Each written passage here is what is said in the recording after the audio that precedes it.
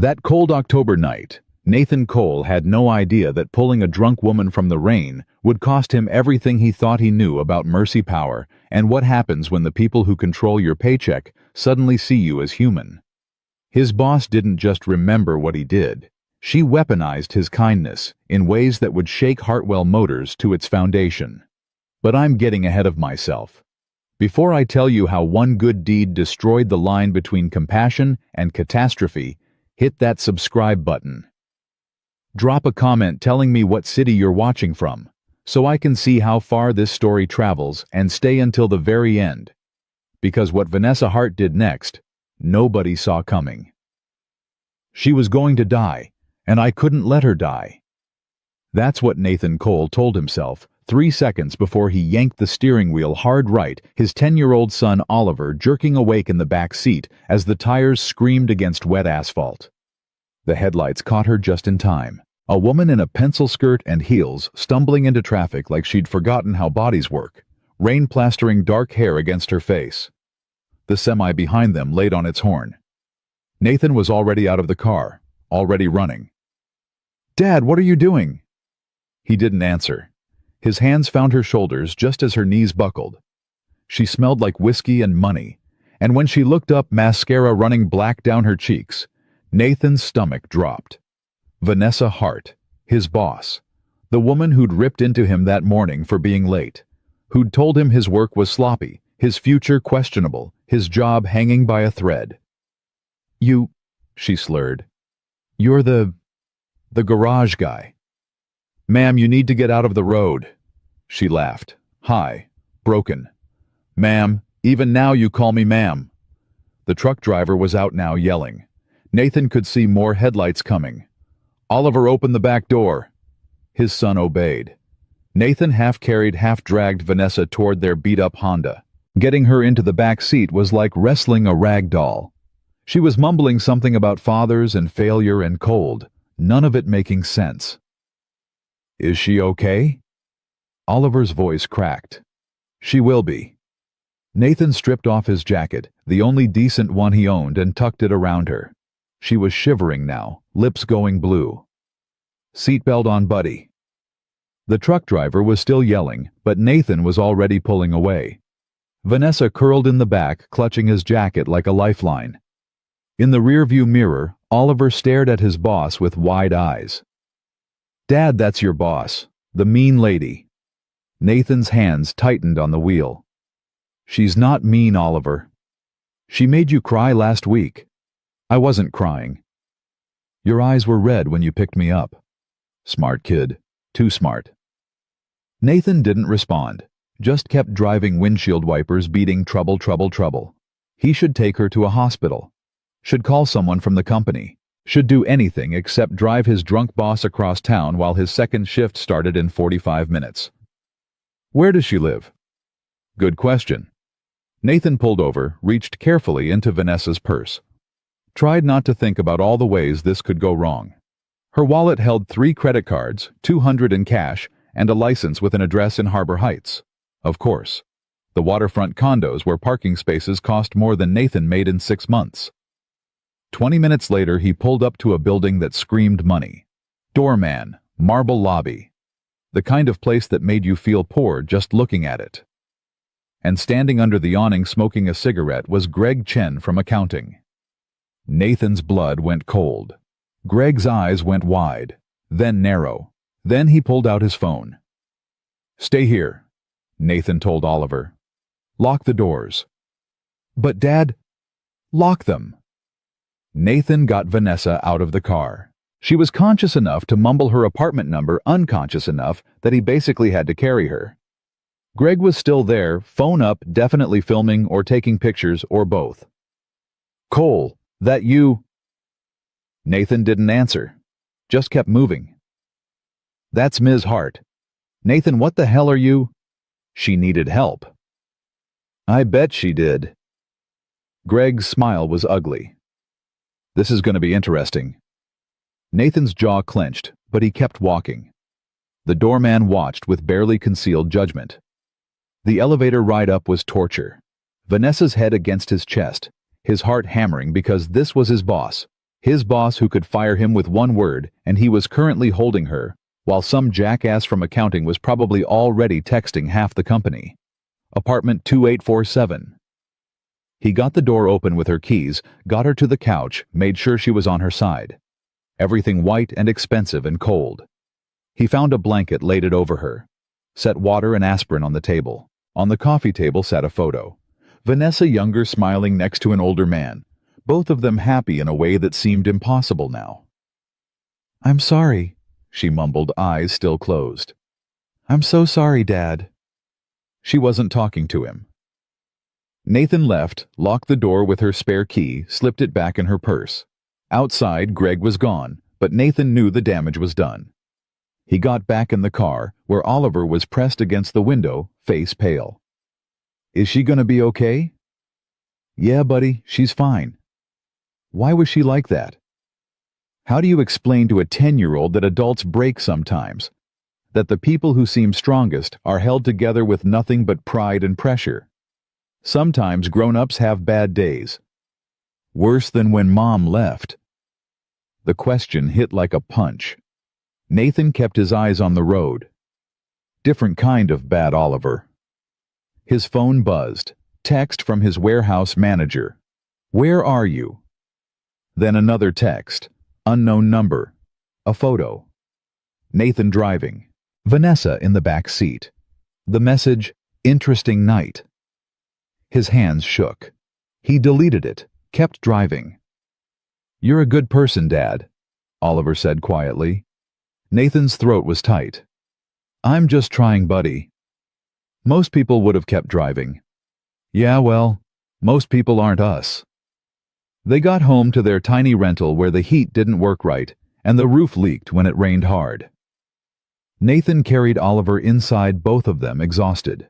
His phone kept buzzing. The warehouse manager. His landlord. A reminder about Oliver's school project.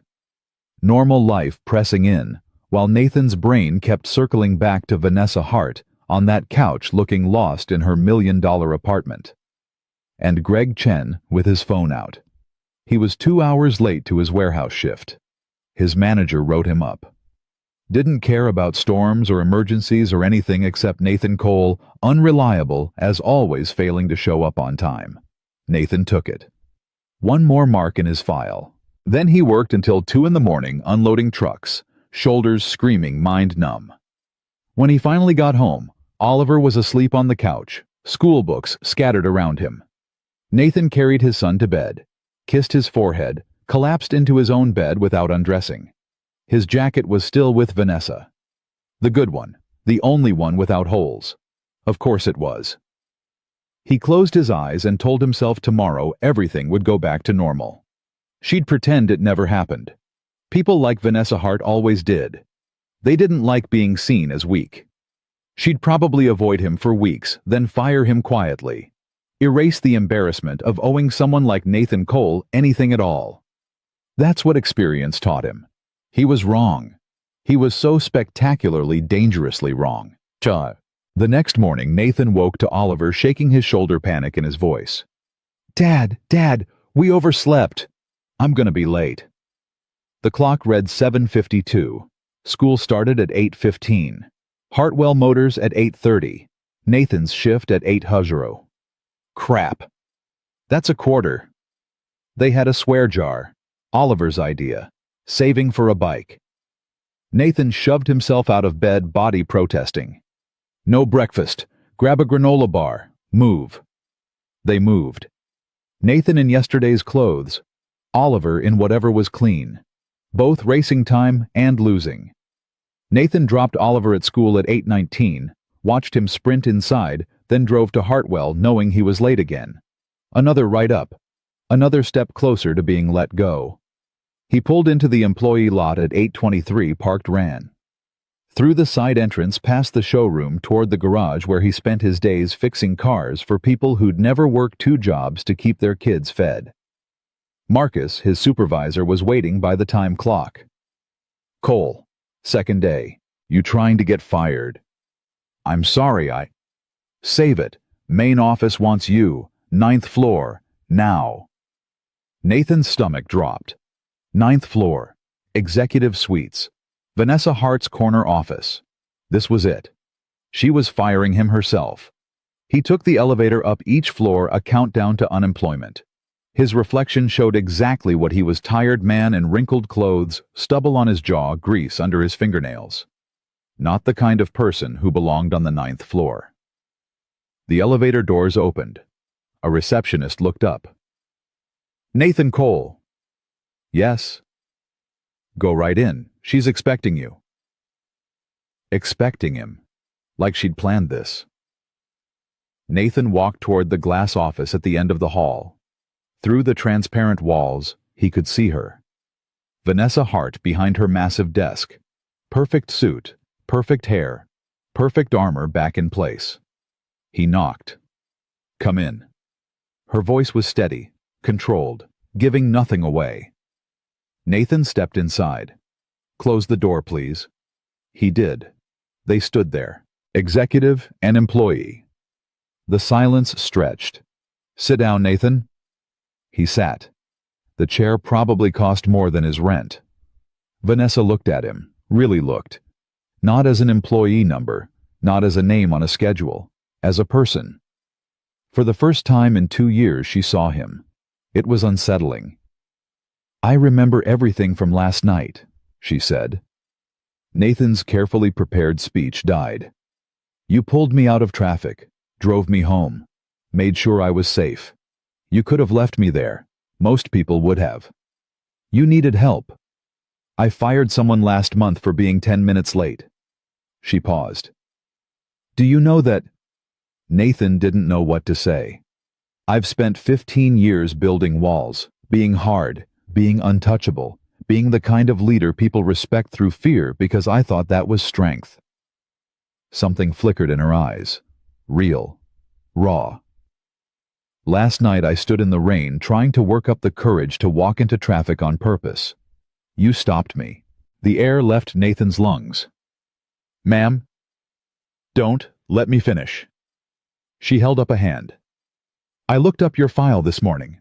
Single father, 2 jobs, son in elementary school. Yesterday I dressed you down for being distracted for poor work. You know what I didn't know? Your son was sick. You'd been up all night with him. You came anyway because you couldn't afford not to." Shame burned in Nathan's chest. "I should have told you." "You shouldn't have to. I should have asked." Vanessa stood, walked to the window, back to him. "My father." She stopped. Tried again. "We weren't speaking. For 2 years. And last night I was drunk and broken and ready to end it. And a man I'd treated like dirt saved my life without hesitation, without judgment, without asking for anything." She turned back. "So no, Nathan Cole. I'm not going to pretend to forget. I'm going to remember. And I'm going to do something about it." Nathan's heart pounded. "You don't owe me anything." "Don't I?" Her smile was sad. "You gave me your jacket. It's being cleaned. You'll have it back tomorrow. But that's not the point. The point is, you saw someone in trouble and helped. No calculations, no agenda, just decency. When was the last time someone showed me simple human decency?" She pulled out a folder. "I'm giving you a paid day off. Today. Go home. Spend time with your son. Take him somewhere he'll remember." Nathan stared. "I don't understand." "You don't have to. Just accept that sometimes people surprise you." She held out the folder. "There's information here about the company's hardship fund. I didn't know it existed until this morning. Resources for employees facing financial difficulties. You qualify. Apply." "I can't." "You can. Pride is expensive. Trust me." She sat back down, looked tired. Truly tired. "I'm not doing this to feel better about myself. I'm doing it because it's right. Because you were right. And because maybe if I start seeing the people who work for me as human beings, I can become someone my father wouldn't be ashamed of." Nathan took the folder with shaking hands. "Thank you. Don't thank me yet. The culture here is toxic. I built it that way. Changing it will be hard. People will fight me. She met his eyes. But I'm going to try. Will you help? Help you? I'm just a mechanic. You're a single father who works 2 jobs and still stops for drunk strangers. You're exactly who I need to listen to. She smiled. It transformed her face, made her human. So what do you say? Will you help me figure out how to run a company that doesn't destroy people? Nathan thought about Oliver, about bills on his counter, about the bike his son wanted and couldn't have, about the warehouse where his manager didn't care if he collapsed, and Hartwell Motors where until this moment he'd been nothing but a number. He thought about Vanessa Hart in The Rain, Lost and Breaking, about how sometimes the people at the top are just as scared as everyone else. Yeah, he said, I'll help. Good. She extended her hand. Let's start fresh. I'm Vanessa. Nice to meet you, Nathan. He shook. Her grip was firm, sure. Something shifted. Not fixed, not perfect, but shifting. Go home, Vanessa said. Hug your son. Live your life. Tomorrow we'll start making things better. Not just for you, for everyone. Nathan left the 9th floor in a daze folder clutched in his hands. In the elevator, his reflection showed the same wrinkled clothes, same tired eyes. But something had changed. Hope, maybe. He called his warehouse manager from the parking lot. Quit effective immediately. The man cursed him out, told him he'd never work in this city again. Nathan hung up and felt lighter than he had in years. Then he drove home. Oliver was already back, confused why Dad picked him up early. We're taking the day off, Nathan said. Both of us. Both of us. Where you want to go? Oliver's face lit up. Really, anywhere. Anywhere. The Science Museum. The dinosaur exhibit. Can we? Nathan thought about his bank account. About the paid day. About being able to say yes without calculating the cost. We really can. Get your jacket. They spent the afternoon with fossils and stars. Oliver's excitement was infectious, his questions endless. Nathan watched his son run exhibit to exhibit and felt something crack open in his chest. Joy. Pure. Uncomplicated. When was the last time he'd felt this? On the drive home, Oliver fell asleep again, exhausted from happiness. Nathan glanced at him in the rear view and smiled. His phone buzzed. Unknown number. Thank you for today, and last night, and for reminding me what matters, V. Nathan didn't reply. Didn't need to. Just drove home through late afternoon sun, his son peaceful behind him, thinking about how one moment of compassion can change everything. How the people who seem untouchable are just waiting for someone to see them. How maybe things were going to be different. He was right about that. But what he didn't know was that Greg Chen had already sent those photos to 5 different people. What he didn't know was that by tomorrow morning, everyone at Hartwell Motors would be talking about the mechanic who'd carried the drunk CEO home. What he didn't know was that jealousy spreads faster than gratitude, and rumors grow teeth in the dark. Nathan pulled into his driveway. Oliver still sleeping. His phone buzzed again. This time it was a number he recognized. Derek from the garage, one of the other mechanics. They weren't friends exactly, but they weren't enemies either. The text said, "Dude, what the hell did you do?" Before Nathan could respond, another text came through. Screenshot of a group chat, 23 people in it. Title, Hartwell Gossip. The messages made his blood run cold. Nathan Cole and Hart, no way. I heard he was in her office for 30 minutes this morning. Greg saw him carrying her last night. Carrying her where? Her apartment building. Holy shit. That's how he got promoted. Sleeping with the boss. He didn't get promoted. He got a day off.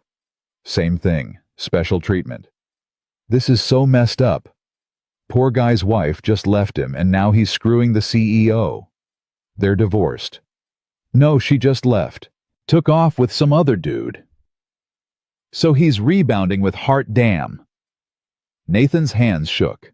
He looked at Oliver, still asleep, innocent, unaware that his father's life was being torn apart in a group chat by people who didn't know anything, didn't care about truth, just wanted something juicy to chew on. Another text from Derek. "Man, I don't believe it, but people are talking. Thought you should know."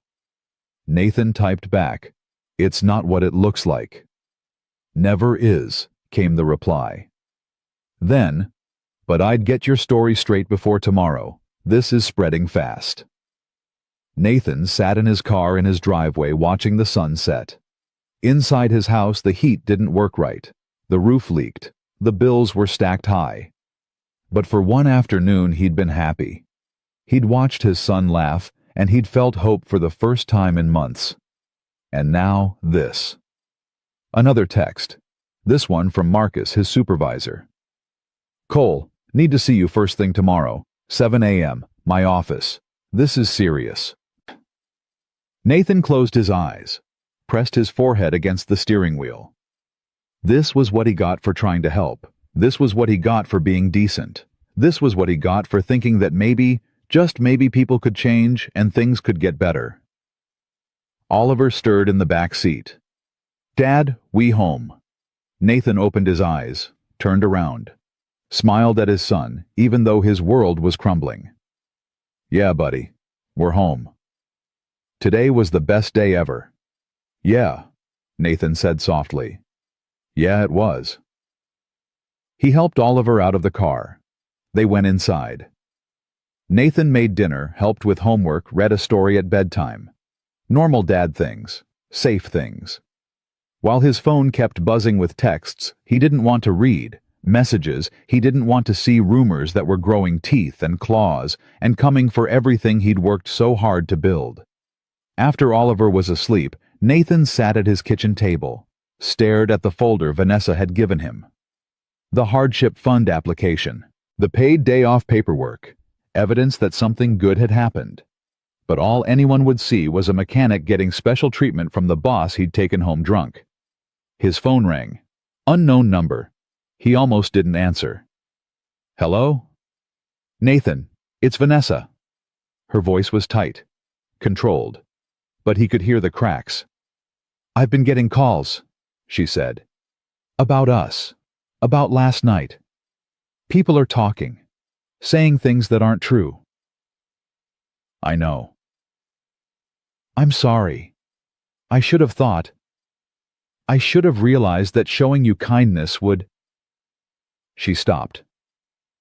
"This is my fault." "No, it's not." "It is. I've created a culture where people assume the worst, where they can't imagine someone getting recognized for simple decency without there being some ulterior motive." She was quiet for a moment. "I want to fix this. I want to tell them the truth." "That'll make it worse." "How?"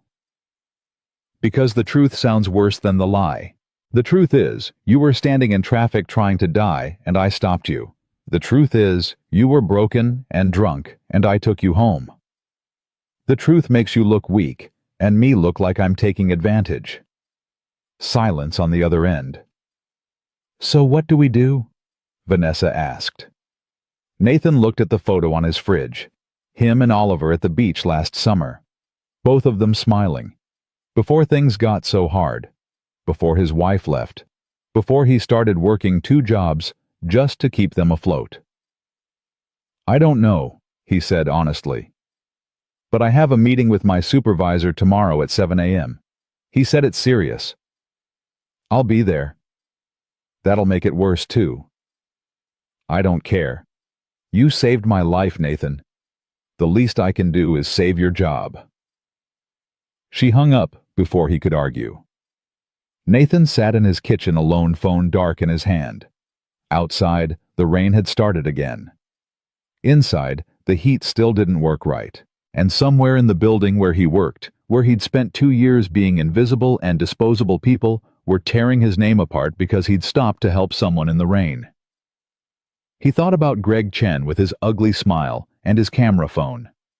He thought about the group chat with 23 people who didn't know him but felt qualified to judge him. He thought about Marcus calling him in before his shift, the serious tone that meant trouble. He thought about Vanessa Hart, saying she'd be there, like that would fix anything, like her presence wouldn't just confirm every nasty rumor that was spreading through Hartwell Motors like poison.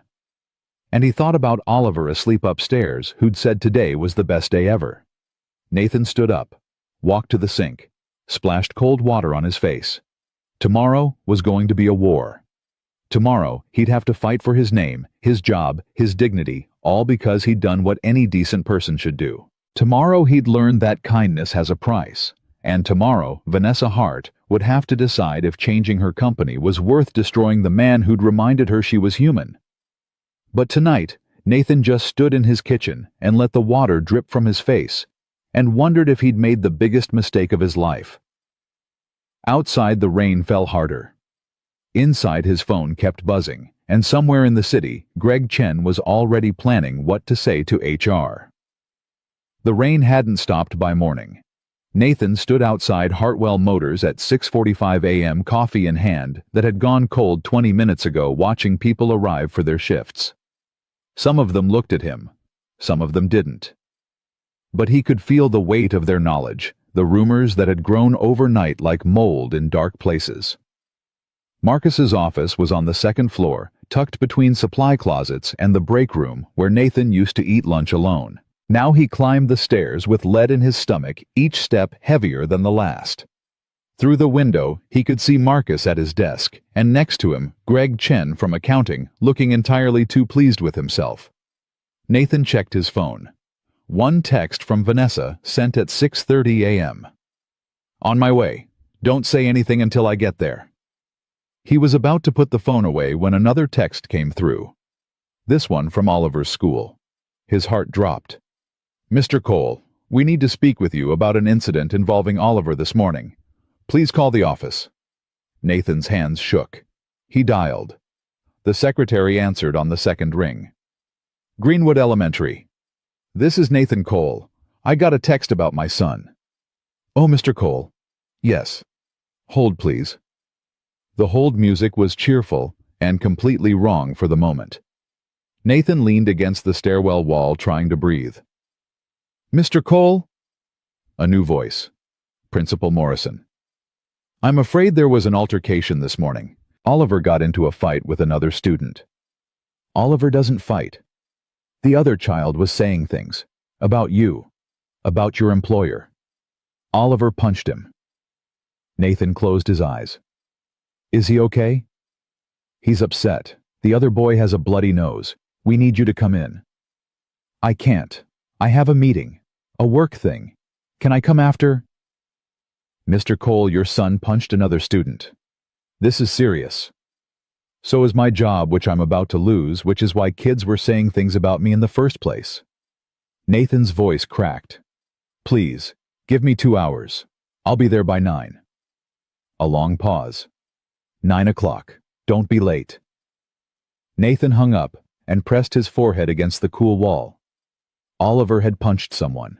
His gentle kid who cried over dead birds and shared his lunch with anyone who looked hungry had punched someone because they'd talked about his dad. "Cole, you coming or what?" Marcus stood at the top of the stairs, arms crossed. Nathan climbed the rest of the way, walked into the office. Marcus shut the door behind him. Greg sat in the corner chair, phone out, that same ugly smile from last night plastered across his face. "Sit," Marcus said. Nathan sat. "You want to tell me what happened last night?" "I helped someone who needed help." "That someone being Ms. Hart?" "Yes." "Our CEO." "I know who she is."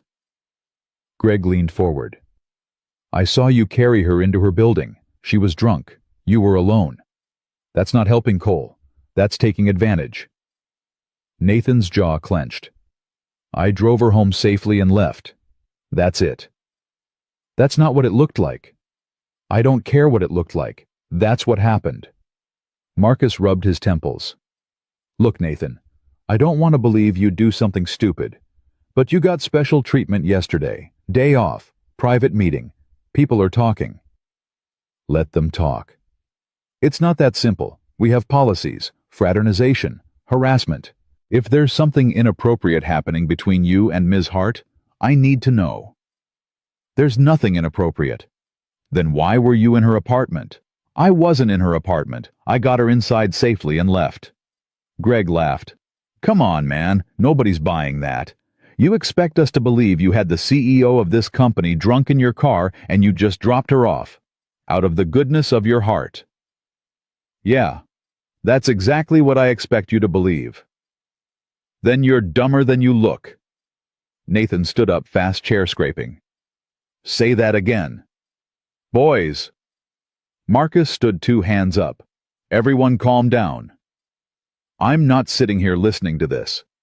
Nathan turned toward the door. You walk out, you're fired, Marcus said. Nathan's hand was on the doorknob. Then fire me. Nathan. The voice came from the hallway. Vanessa Hart stood in the doorway, perfectly composed in a charcoal suit, her eyes cold and sharp. But Nathan could see the tension in her shoulders, the tightness around her mouth. Marcus's face went pale. Ms. Hart, I didn't know you were coming. Clearly. She stepped inside. The room suddenly felt smaller. Nathan, sit down, please. He sat. Vanessa remained standing. Marcus, I understand you're conducting some kind of investigation. Let me save you the trouble. 2 nights ago, I had too much to drink. I was not in a good state of mind. Nathan saw me in distress and made sure I got home safely. That's all that happened. Nothing inappropriate. Nothing that violates company policy. Greg cleared his throat. With all due respect, Ms. Hart, it doesn't look good. Employee taking the CEO home. Special treatment the next day. People are going to assume things. People assume things because we've created a culture where kindness is so rare, it must have ulterior motives. Vanessa's voice was ice. That's on me. That's what I'm trying to change. Change is great, Marcus said carefully. But we have procedures. HR needs to be involved. There needs to be documentation. Fine, document this. Nathan Cole acted with integrity and compassion. He helped someone in crisis. For that, he's being rewarded with paid time off and access to our hardship fund, which he qualifies for and should have been offered months ago. She turned to Greg. And you, taking photos, spreading rumors, creating a hostile work environment. How long have you worked here? Greg's smile faded. 6 years. Consider this your formal warning. Do it again and you're done. You can't be serious. Deadly serious. Get out. Greg stood face red. This is bullshit. He gets special treatment and I get threatened. You took photos of a colleague in distress and spread them around the company. Yes, you get threatened. Out now. Greg left, slamming the door. Marcus shifted uncomfortably. Ms. Hart, I appreciate you clarifying, but the damage is done. People are talking. Nathan's reputation is being destroyed by people who don't know him. Vanessa's voice softened slightly. Marcus, I know this is awkward. I know it looks bad. But sometimes we have to do what's right regardless of how it looks. Nathan did that for me. Now I'm doing it for him. Marcus nodded slowly. Okay, but HR still needs a formal statement from both of you. Fine, I'll handle it. Vanessa looked at Nathan. Come with me. They left Marcus's office and walked down the hall in silence. Nathan could feel eyes on them, could hear whispers starting up as they passed. The elevator ride to the 9th floor was torture. Neither of them spoke. The doors opened, and Vanessa led him to her office, shutting the door firmly behind them. Then she sagged against the desk, the perfect composure cracking. I'm sorry, she said quietly. I made it worse. You tried to help. I threatened an employee. I pulled rank. That's not helping Nathan. That's proving everyone right, that you're getting special treatment because of me. Nathan sat down heavily. My son punched a kid at school this morning. Vanessa looked up sharply. What? The kid was saying things about me, about us. Oliver punched him. I have to go to the school at 9. He laughed, but there was no humor in it. So, congratulations. In trying to save me, you've destroyed my reputation, And now my kid's fighting at school. Nathan, I'm so sorry. Sorry doesn't fix this. They sat in silence. Outside, the rain continued. Inside, Nathan's phone buzzed. Another text from the school. Another from Derek saying the group chat was up to 40 people now. Another from an unknown number with a photo of him and Vanessa walking into her office this morning. Caption, "And the scandal continues." I should quit, Nathan said finally. No. It's the only way this stops. I quit, disappear, eventually people find something else to talk about. And what do you tell Oliver, that you ran away because people were mean? Nathan's jaw tightened. That's not fair. None of this is fair. Vanessa moved to sit across from him. Listen to me. I spent 2 years not speaking to my father because I was too proud to admit I was wrong. He died before I could fix it. I'm not letting you throw away your livelihood because I screwed up. You didn't screw up. You tried to help. I helped badly. I should have thought about how it would look. Should have been more careful. She leaned forward. But here's what I know. You're a good man, a good father, a good employee, and I'll be damned if I let gossip destroy that. What are you going to do? Fire everyone who talks about us? No, I'm going to do something better. She picked up her phone. I'm going to tell the truth. Vanessa, no. But she was already dialing. Jennifer, I need you to schedule an all-hands meeting, today, noon, everyone who's on shift, and get communications to draft a company-wide email. She paused. The subject is mental health and workplace culture. I'll be making a personal statement. She hung up. Nathan stared at her. You can't tell everyone what happened. Watch me. They'll think you're weak. I am weak. That's the point. I'm human. I struggle. And 2 nights ago, I almost did something terrible because I couldn't handle the weight anymore. But I didn't because someone stopped me. Someone who had every reason to keep driving, but didn't. Her voice shook slightly. If telling that story helps one person, if it makes one employee realize they're not alone, if it changes this toxic culture even a little bit, then it's worth it. Nathan's throat was tight. What about me? What about you? They'll still think I'm sleeping with you. They'll still whisper. They'll still make my life hell. Then we weather it together. Vanessa met his eyes. You didn't leave me in the rain. I'm not leaving you in this. Nathan wanted to argue. Wanted to say she didn't understand what it was like to be him, to be expendable, to be the person people looked through instead of at. But something in her face stopped him. Determination, and underneath it fear. She was scared too. Okay, he said finally. Okay. His phone rang. The school. I have to go, he said, standing. Go. Handle Oliver. I'll handle this. Vanessa stood too.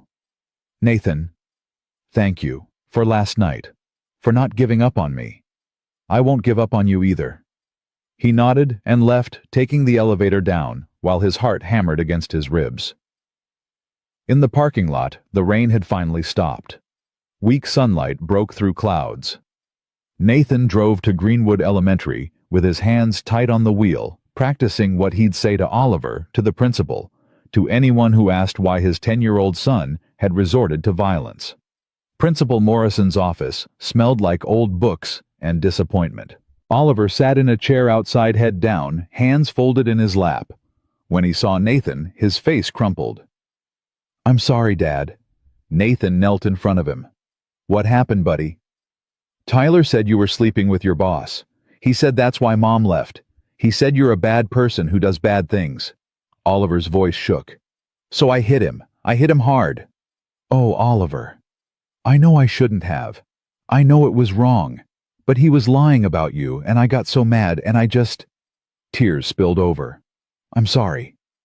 Nathan pulled his son into a hug, felt the small body shake with sobs, and wanted to find Tyler and his parents and everyone else who'd contributed to this moment and make them understand what their gossip had done. Instead, he just held his kid and let him cry. "Mr. Cole," Principal Morrison stood in her doorway. "Come in, please, both of you." They sat. Morrison folded her hands on her desk, her face stern, but not unkind. "Oliver, what you did was unacceptable. We don't hit, ever. Do you understand?" Oliver nodded miserably. "However," she looked at Nathan, "I spoke with Tyler's mother. The things her son was saying were inappropriate and cruel. She's been made aware. Tyler will also face consequences." "What kind of consequences?" Nathan asked. "Suspension for both boys. 3 days. 3 days for defending himself. For violence, Mr. Cole. I understand Oliver was provoked, but we have zero tolerance for fighting. No exceptions." Nathan bit back what he wanted to say, nodded instead. "Fine. 3 days. I expect a written apology from Oliver to Tyler. Tyler should apologize too. He will, to Oliver, not to you. What Tyler said about you is between you and his family." She softened slightly.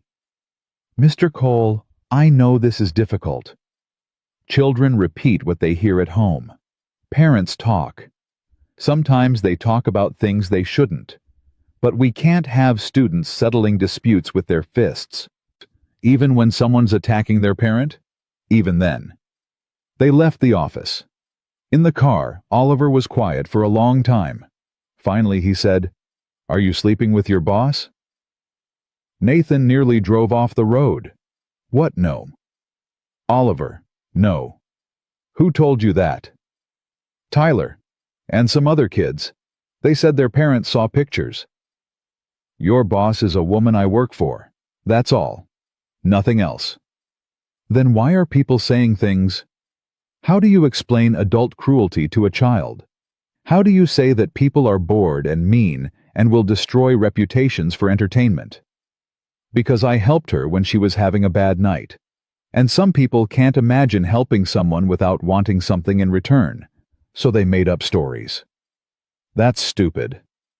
"Yeah, buddy, it really is. Are you going to lose your job?" The question hit Nathan in the chest.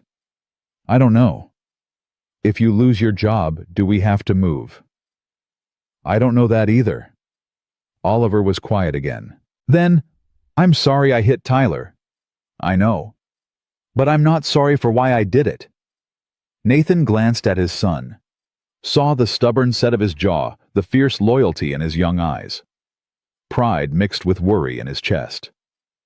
"That's fair," Nathan said finally. "That's fair."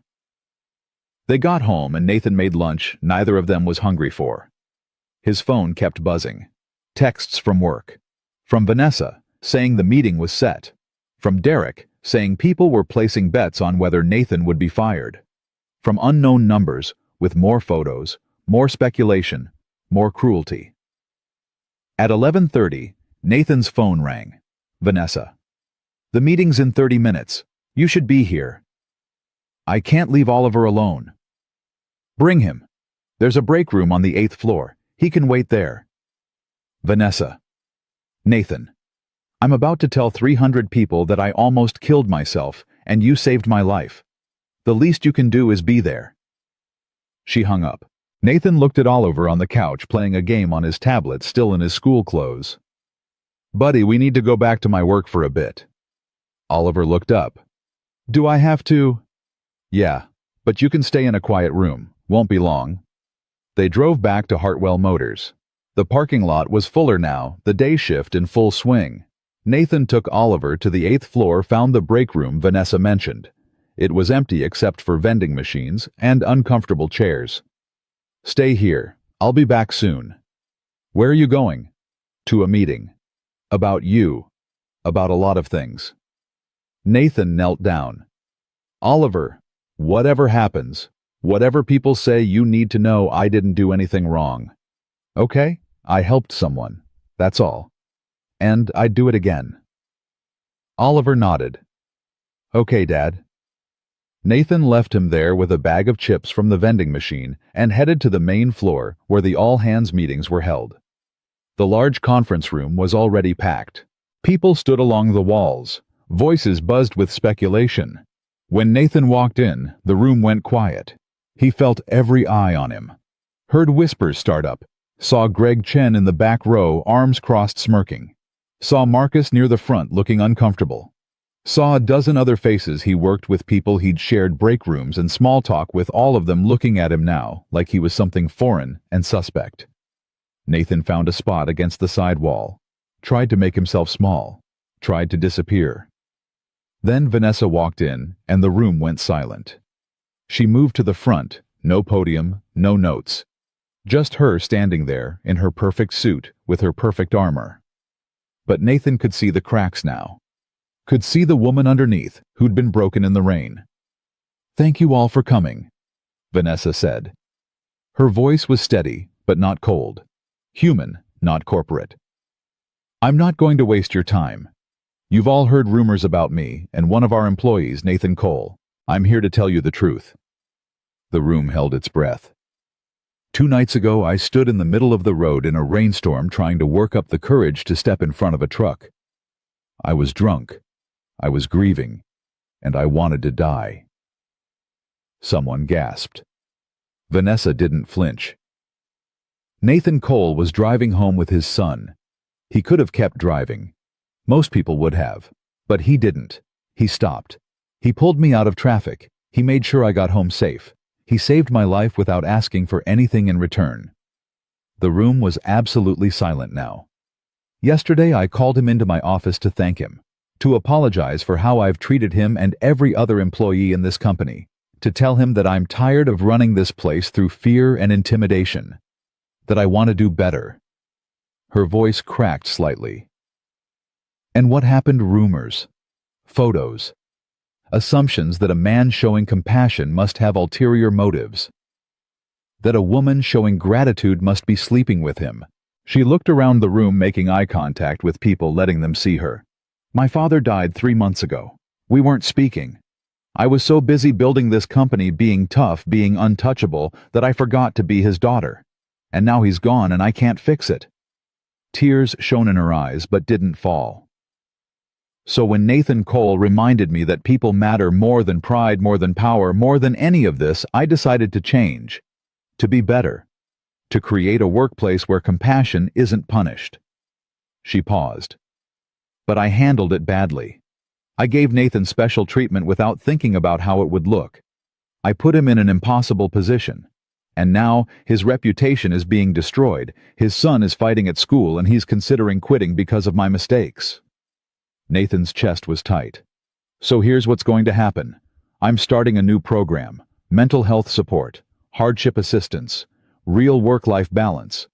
Everyone who qualifies gets access. Not just Nathan. Everyone. And anyone caught spreading rumors, taking invasive photos, or creating a hostile environment will face consequences. Real ones." She looked directly at Greg Chen.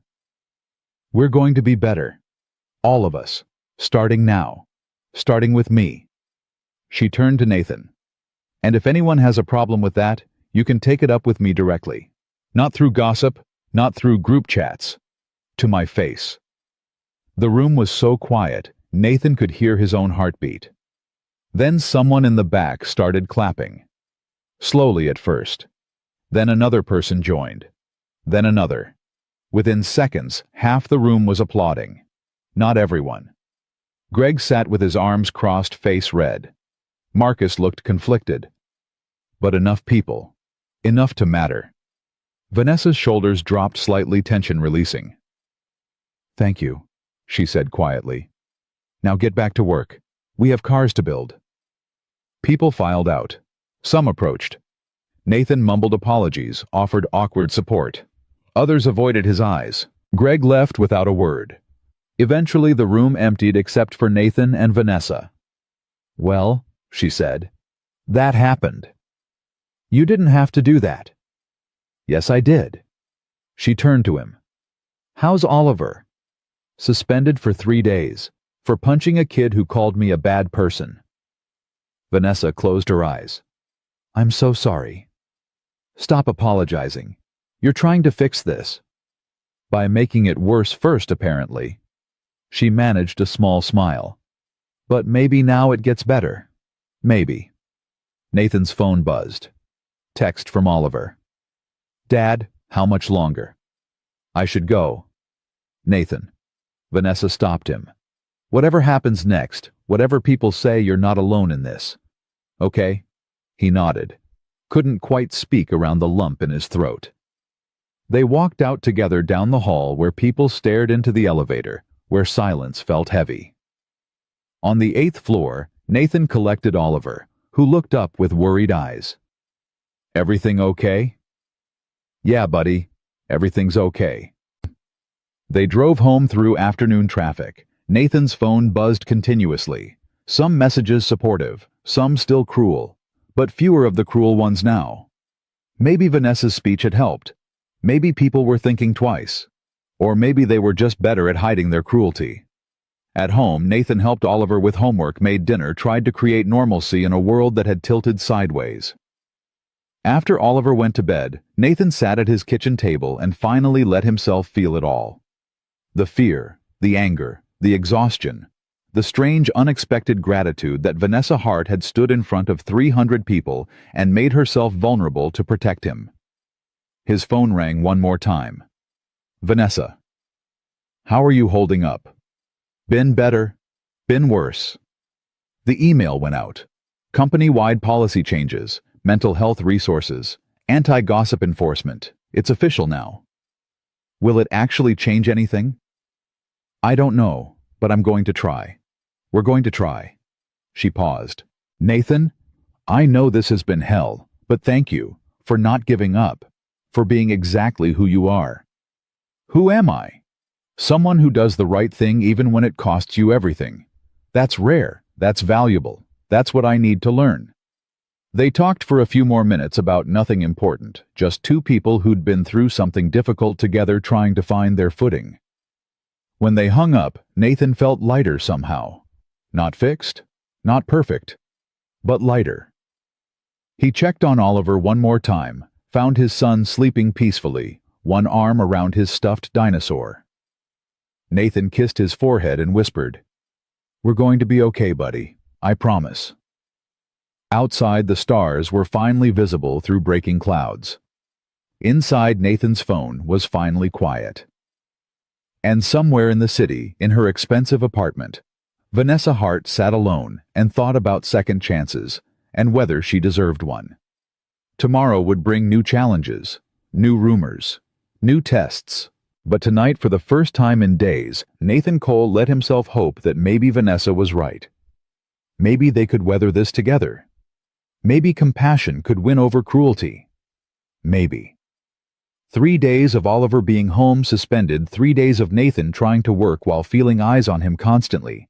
3 days of whispers that had gotten quieter but hadn't stopped. The company-wide email had changed some things. HR had started enforcing the anti-gossip policy. 2 people had been written up, but culture doesn't shift overnight, and Nathan could still feel the weight of judgment every time he walked through the garage. On the 3rd day, a Thursday, Nathan came home to find Vanessa Hart sitting on his front steps. She wasn't in a suit, jeans, a sweater, hair pulled back in a ponytail. She looked younger, more human, and completely out of place in his neighborhood where the houses were small and the cars were old and nobody wore cashmere. What are you doing here? Nathan asked, getting out of his car. Vanessa stood. I wanted to check on you, on Oliver. You haven't been answering my calls. I've been busy. Avoiding me, you mean? Nathan sighed. What do you want, Vanessa? To help. You've helped enough. The words came out harsher than he intended. Vanessa flinched but didn't leave. I know you're angry. You have every right to be. But I meant what I said. We're in this together. No offense, but you can go back to your expensive apartment whenever you want. I live here, with these neighbors who now think I'm sleeping with my boss. Oliver goes to school with kids whose parents gossip about us. You get to escape this. I don't. Vanessa nodded slowly. You're right. I'm sorry. I'll go." She turned to leave, and Nathan felt something twist in his chest. Guilt, maybe, or loneliness, or the recognition that she was trying even if she didn't know how. "Wait," she stopped. "Oliver's inside, suspended. Remember, you want to help. Come in and explain to my 10-year-old why his life got turned upside down, because I did the right thing." It was a challenge, a test. Nathan expected her to make an excuse and leave. Instead, Vanessa turned back. "Okay." Nathan blinked. "Okay. Okay. I'll tell him, if that's what you need." They went inside. The house was small, and the heat still didn't work right, and there were dishes in the sink from breakfast. Everything that Nathan usually tried to hide from people who mattered was on full display. But Vanessa didn't seem to notice or care. She just followed him into the living room, where Oliver sat on the couch doing homework. "Oliver, you remember Ms. Hart?" Oliver looked up. His eyes went wide. "The boss lady." "Just Vanessa is fine." She sat down on the other end of the couch, keeping space between them. "Your dad tells me you got in trouble at school because of me." Oliver glanced at Nathan, uncertain. Nathan nodded. "A kid said mean things about Dad. I hit him." "That must have made you very angry." "What he said." "Yeah. I'm sorry, that's my fault.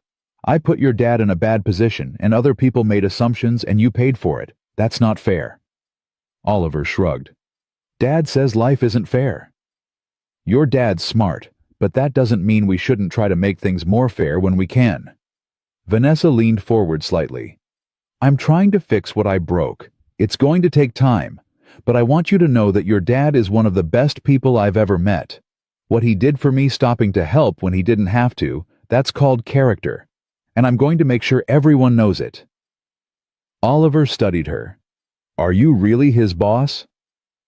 "I am." "Are you going to fire him?" "No. Never." "Promise." Vanessa met the boy's eyes. "I promise." Oliver seemed to accept this. He went back to his homework. Nathan stood there feeling something crack open in his chest. "You want coffee?" he heard himself ask. Vanessa looked up surprised. "Yeah, that would be nice." They went into the kitchen. Nathan made coffee in his ancient machine that sputtered and complained. Vanessa sat at the table that wobbled on one leg. "This is where you live," she said quietly. "This is it. It's nice. You don't have to lie." "I'm not. It's lived in, loved in. That's more than I can say for my place." She accepted the coffee mug he handed her. "Thank you for letting me in. I know you didn't have to." Nathan sat across from her. "Why are you really here?" "Because I can't sleep. Because every time I close my eyes I see you in that meeting, everyone staring at you, judging you. And I know I did that. I made your life harder when I was trying to make it better. So this is about your guilt." "Maybe, partly. But also, I don't have anyone else to talk to." "Isn't that pathetic? I'm the CEO of a major company, and I don't have a single person I can call a friend." Nathan took a sip of coffee. Thought about Derek, who texted him updates but never invited him anywhere. About coworkers who were friendly but distant. About how loneliness looked different depending on your tax bracket but felt the same. "Tell me about your father," he said. Vanessa's hand tightened on her mug. "Why?" "Because you mentioned him the other night, and in your speech. And every time you do, you look like you're about to break." She was quiet for a long moment. Then, "His name was Richard. Richard Hart. He built Hartwell Motors from nothing. Worked himself half to death doing it. When I was little, he was never home. Always at the company. Always building. I used to hate him for it." "But you took over the company." "Ironic, right? I became exactly what I hated. He tried to warn me. Told me not to sacrifice everything for success. Told me that in the end the company doesn't love you back. We fought about it. I said terrible things. that he was weak, that he'd gone soft, that I was going to be better than him. Her voice cracked. 2 years. We didn't speak for 2 years. And then one morning I got a call that he'd had a heart attack, died in his office, at the company, alone. Tears spilled over now. And all I could think was that I'd been so busy being strong and tough and untouchable that I forgot to be his daughter. I never got to tell him he was right, that I was sorry, that I loved him. Nathan reached across the table, put his hand over hers. She didn't pull away. That night you found me, I was going to his grave. Got drunk instead. Stood in that road thinking maybe if I just stopped existing, the pain would stop too. She looked up at him. And then you stopped me. You didn't know me anything, but you stopped. I'm glad I did. Why, I've made your life hell. Because you're trying to change. Because you listened when I said people matter. Because underneath all that armor, you're just someone who misses their dad. Vanessa laughed wetly. When did you become so wise? Single Parent Handbook, Chapter 7, How to Explain Pain to Kids Who Don't Understand Why the World Hurts. She smiled through tears. You're a good father, Nathan. I'm trying. That's all any of us can do. Try. From the living room, Oliver called out, Dad, I'm hungry. Nathan started to get up, but Vanessa stopped him. Can I make him something? Nathan hesitated. You cook? I can make a sandwich, probably. He almost said no, almost told her she'd done enough. But something in her face, the hopeful vulnerability, made him nod instead. Peanut butter and jelly. He likes it cut diagonal. Vanessa stood. Diagonal. Got it. She made the sandwich while Nathan watched, and it was oddly domestic, this CEO in his kitchen spreading peanut butter, carefully cutting the sandwich just right. She brought it to Oliver with a glass of milk, and the boy looked at her like she'd performed magic. You made this? I did. Is it okay? Oliver took a bite. It's good. Vanessa's smile was radiant. Yeah. Yeah. She came back to the kitchen looking pleased with herself. I made a sandwich. You did. And he liked it. He did. When was the last time someone was genuinely happy about something I made? She sat back down, shaking her head. I approve billion-dollar deals, and nobody cares. I make a sandwich, and it matters. Welcome to parenthood. I'm not his parent. No. But you're here, and that matters too. They talked for an hour. About her father. About Nathan's ex-wife who'd left because she couldn't handle the struggle anymore. About Oliver and his gentleness. About the company and whether it could really change. About small things and big things and nothing at all. When Vanessa finally left, Nathan felt lighter somehow. Less alone. And when Oliver asked if the boss lady was coming back, Nathan realized he kind of hoped she would. She came back the next day, and the day after that. Not every day, not intrusively, but enough that Oliver started setting an extra place at dinner without being asked. Enough that Nathan stopped being surprised to find her on his front steps. Enough that the neighbors started talking again, but Nathan found he cared less. Board meeting today, Vanessa said one evening, sitting at Nathan's wobbly table while Oliver did homework and Nathan made spaghetti. I'm proposing the new program. Hartwell Hearts. Support for single parents' mental health resources, better work-life balance. How do you think they'll react? They'll hate it. It costs money, cuts into profits. But I don't care. They can fire you. CEOs get fired. Let them try. She took a sip of water. Nathan, I've spent 15 years doing everything their way, building a company that destroys people. I'm done. If they fire me for trying to make things better, then they can fire me. Nathan turned from the stove. You mean that? I do. When did you get so brave? When someone reminded me what actually matters. She smiled. Thank you for that. For all of this. For letting me be part of something real. The board meeting was brutal. Nathan heard about it the next day from Vanessa, who showed up at his house at 10 p.m., looking exhausted and exhilarated. They fought me on everything, every dollar, every policy, said I was being emotional, said I'd gone soft, said my father would be ashamed. Nathan's jaw tightened. They said that. They did. So I told them my father died because he worked himself to death for a company that didn't care about him, that I almost did the same, that I refused to build a legacy on broken people. She laughed high and breathless. And then I told them if they didn't approve the program, they could find a new CEO. Vanessa. They approved it. Unanimous vote. Because they're terrified of the PR nightmare if they fire me right after my mental health speech. She grabbed Nathan's hands. We did it. Hartwell Hearts launches next month. Real support for people who need it. Your story, what you did for me, it's going to help hundreds of employees. Nathan felt his throat tighten. You really did it. We did it. You inspired it. You showed me what compassion looks like. She pulled him into a hug, spontaneous and genuine, and Nathan hugged back, because sometimes words aren't enough. When she pulled away, they were both smiling. I need to tell you something, Vanessa said. The board, they want to promote you. Officially. Shop supervisor. Better pay. Benefits. Real opportunity. Nathan's heart jumped. What?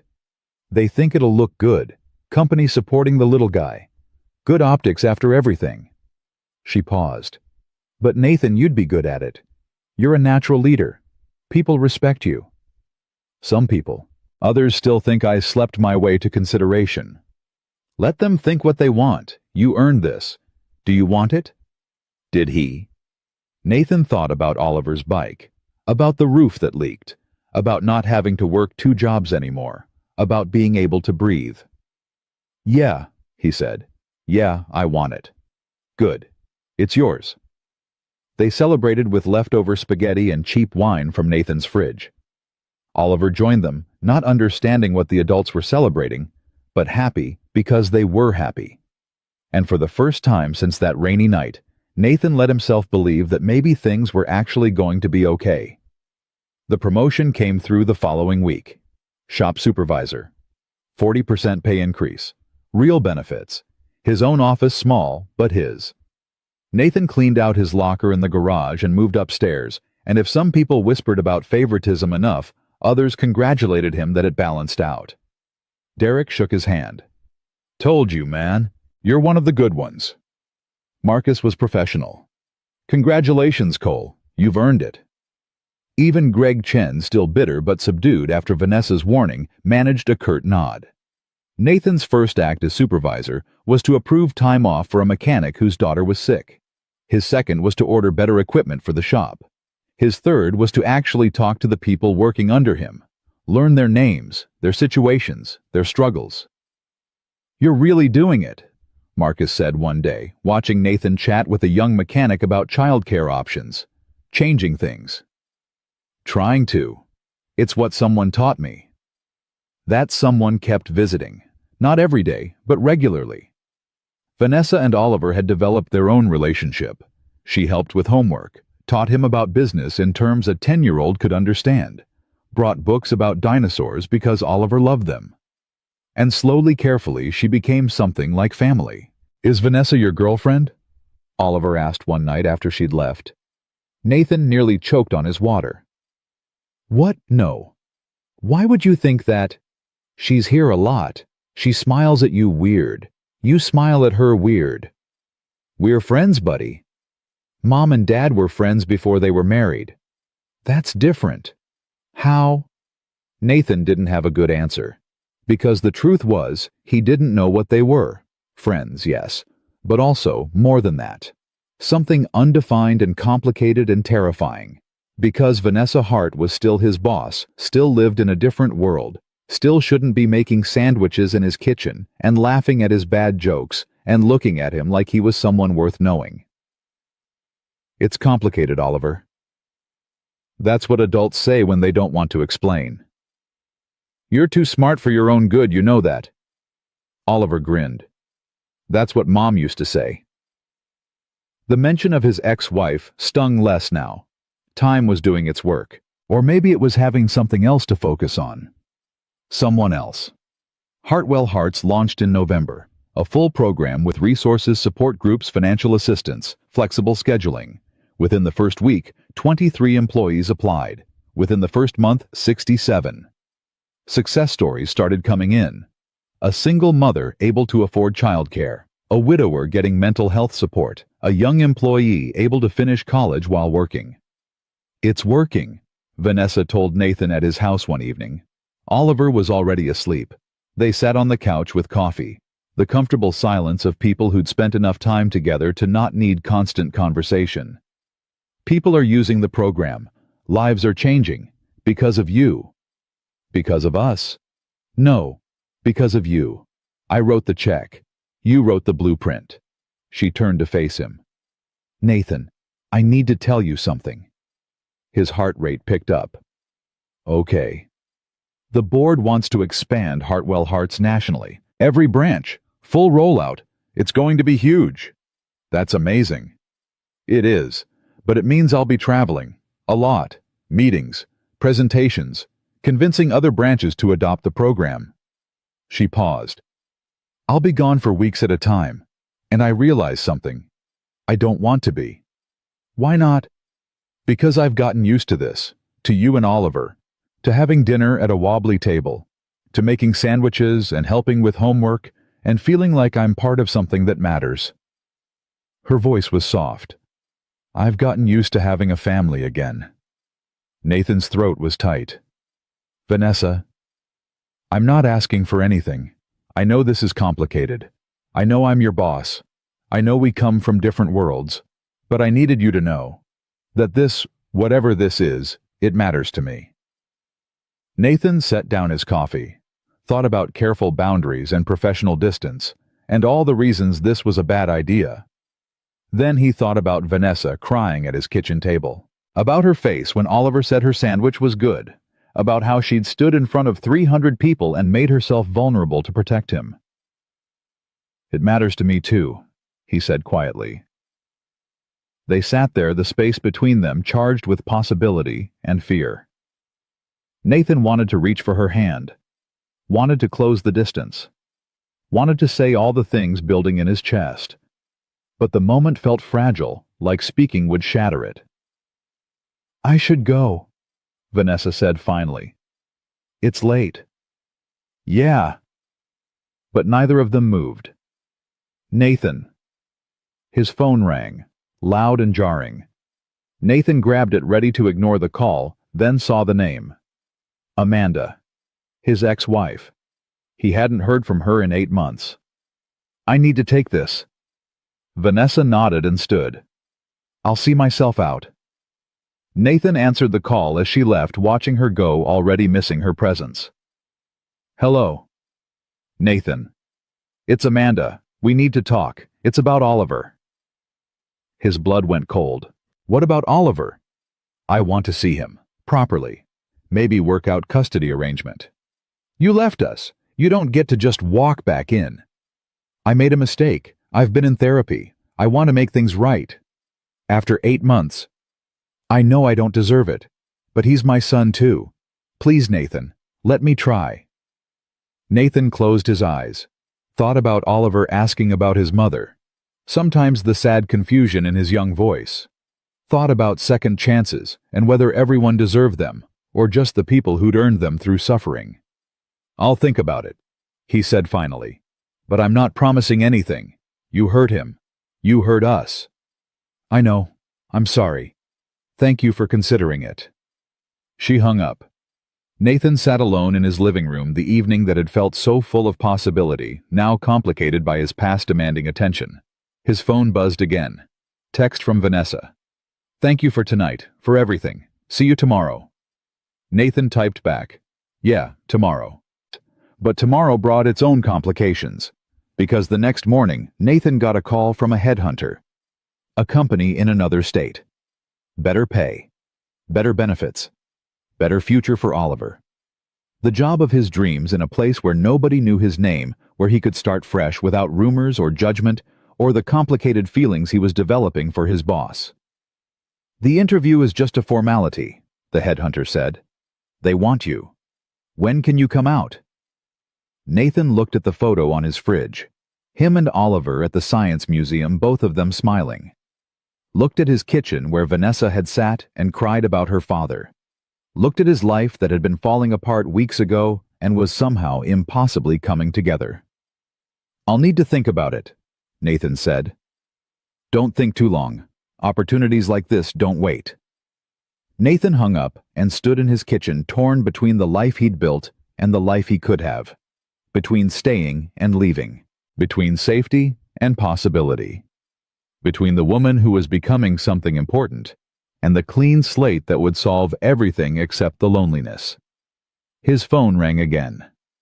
Vanessa. Hey, can you come by the office? There's something I need to show you. Now. Please, it's important. Nathan drove to Hartwell Motors with his mind spinning. The headhunter's offer. Amanda's call. Vanessa's admission last night. Everything converging at once, demanding decisions he wasn't ready to make. Vanessa waited in her office, smiling, excited about something. Close the door. He did. She pulled out her laptop, turned it toward him. Look at this. Applications for Hartwell Hearts. Look at the numbers. Nathan looked. Hundreds of applications. Thousands of dollars distributed. Success stories flooding in. Lives changing. We did this, Vanessa said. You and me. We actually made a difference. It's incredible. It is. And I've been thinking, this can't just be a Hartwell thing. This needs to be bigger. Industry-wide. I want to start a foundation. Hartwell Hearts Foundation. Supporting single parents everywhere, not just our employees. And Nathan, I want you to help run it. His heart stopped. What? I'm serious. You understand the struggles. You've lived them. You'd be perfect for this. We could do so much good together. It was everything he should want. Purpose. Impact. Working alongside someone he cared about. Making a real difference. But all he could think about was the headhunter's call. The job in another state. The chance to start over. Vanessa, You don't have to answer now. Think about it. But Nathan, this could be something really special. Not just the foundation. All of it. Us. She'd said it. The thing they'd been dancing around.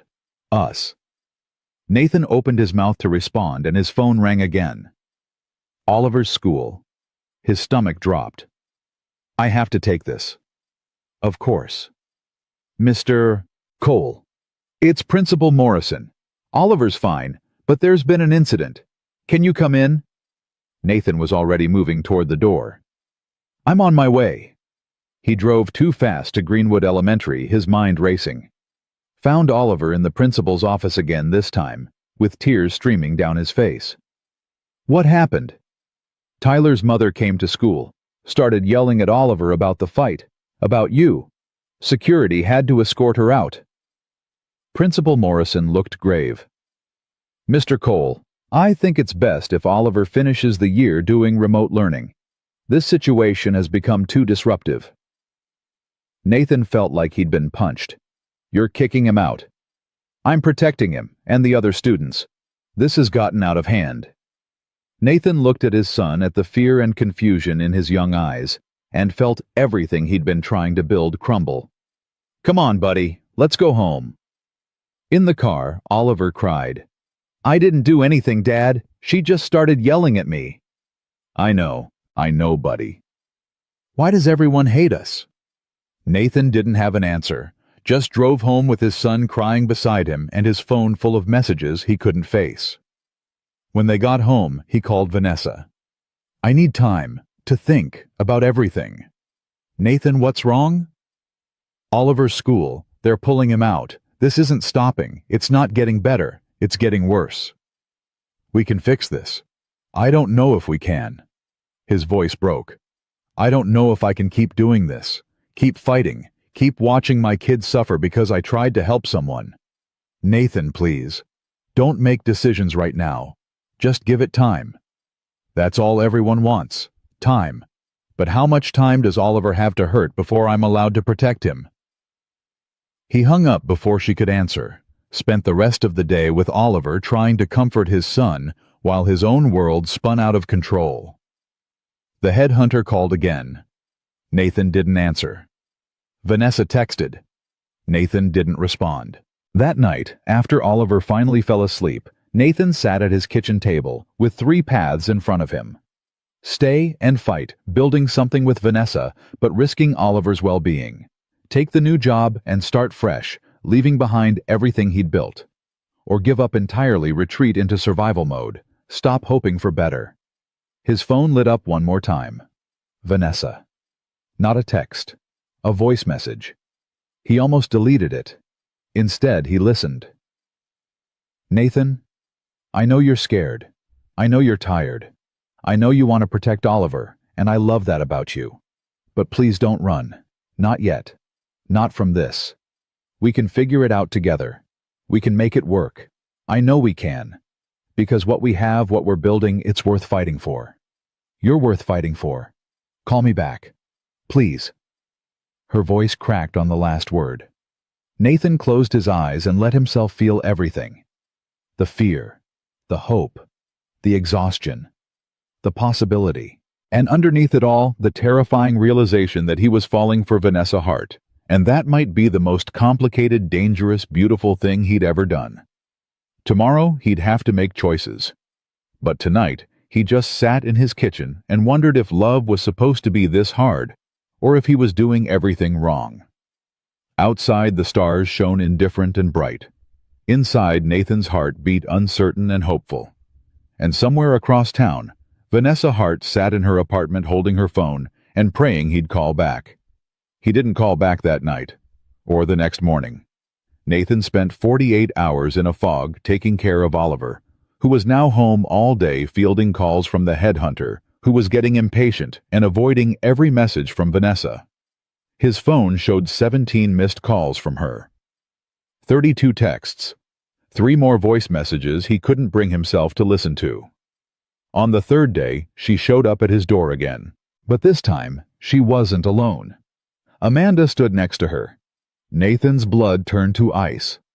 "What the hell is this? Before you slam the door," Vanessa said quickly. "Just listen, please. You brought my ex-wife to my house." "I called her," Amanda said. Her voice was different than he remembered, softer, less sharp. "Vanessa called me, said you were struggling, said Oliver was hurting. I came as fast as I could." Nathan looked between them, betrayal burning in his chest. "You had no right." "I know," Vanessa said. "But you wouldn't talk to me, wouldn't let me help. So I did the only thing I could think of. Oliver needs his mother. You need support. I'm trying to give you both. By ambushing me. By caring about you." Vanessa's eyes were fierce. "Nathan, I'm not going to apologize for fighting for you when you won't fight for yourself." Nathan wanted to yell, wanted to tell them both to leave. Instead, he heard himself say, "Oliver's inside." "Can I see him?" Amanda asked. Just for a few minutes. I won't push. I just want to see my son." Every instinct screamed no. But Nathan thought about Oliver asking about his mother sometimes, the confusion in his voice. Thought about second chances and whether people could actually change. 10 minutes, and I'm staying in the room." Amanda nodded. "Thank you." They went inside. Oliver was on the couch with his tablet. When he saw his mother, his face went through a dozen emotions in 3 seconds. Shock. Confusion. Hurt. Hope. "Mom." "Hi, baby." Amanda's voice broke. "Can I sit with you?" Oliver looked at Nathan. Nathan nodded. Amanda sat down carefully, keeping space between them like approaching a wounded animal. "I'm sorry," she said simply. "For leaving. For hurting you. For not being strong enough when things got hard. You said you were coming back. You didn't come back. I know. I was wrong. I was scared and selfish, and I ran away from the best things in my life." Tears spilled down Amanda's face. But I'm here now, and I want to try. To be your mom again. If you'll let me. Oliver's chin trembled. You promise you won't leave again? I can't promise nothing will ever be hard, but I promise I'll stay. I'll fight. I'll be here. Amanda reached out slowly. Can I hug you? Oliver launched himself into her arms, sobbing, and Amanda held him like she'd never let go. Nathan watched from the doorway, with his heart in pieces, Vanessa beside him, equally wrecked. You did that, Nathan said quietly. You gave him his mother back. You gave me my life back. This is me returning the favor. They let Amanda and Oliver have their moment. Went to the kitchen where Vanessa leaned against the counter, exhausted. Why? Nathan asked. Why would you do this for me? Because I love you. The words hung in the air between them, simple, devastating, true. Vanessa. I love you, she said again. I love your kindness and your strength and the way you make sandwiches for your son and save drunk CEOs in the rain. I love that you see people really see them when everyone else looks through them. I love you, and I couldn't watch you destroy yourself trying to carry everything alone. Nathan's throat was tight. I got a job offer, in Seattle. Better pay, better everything. A fresh start. Vanessa's face went pale. When were you going to tell me? I don't know. I haven't decided if I'm taking it. Are you? I don't know that either. Nathan sat down heavily.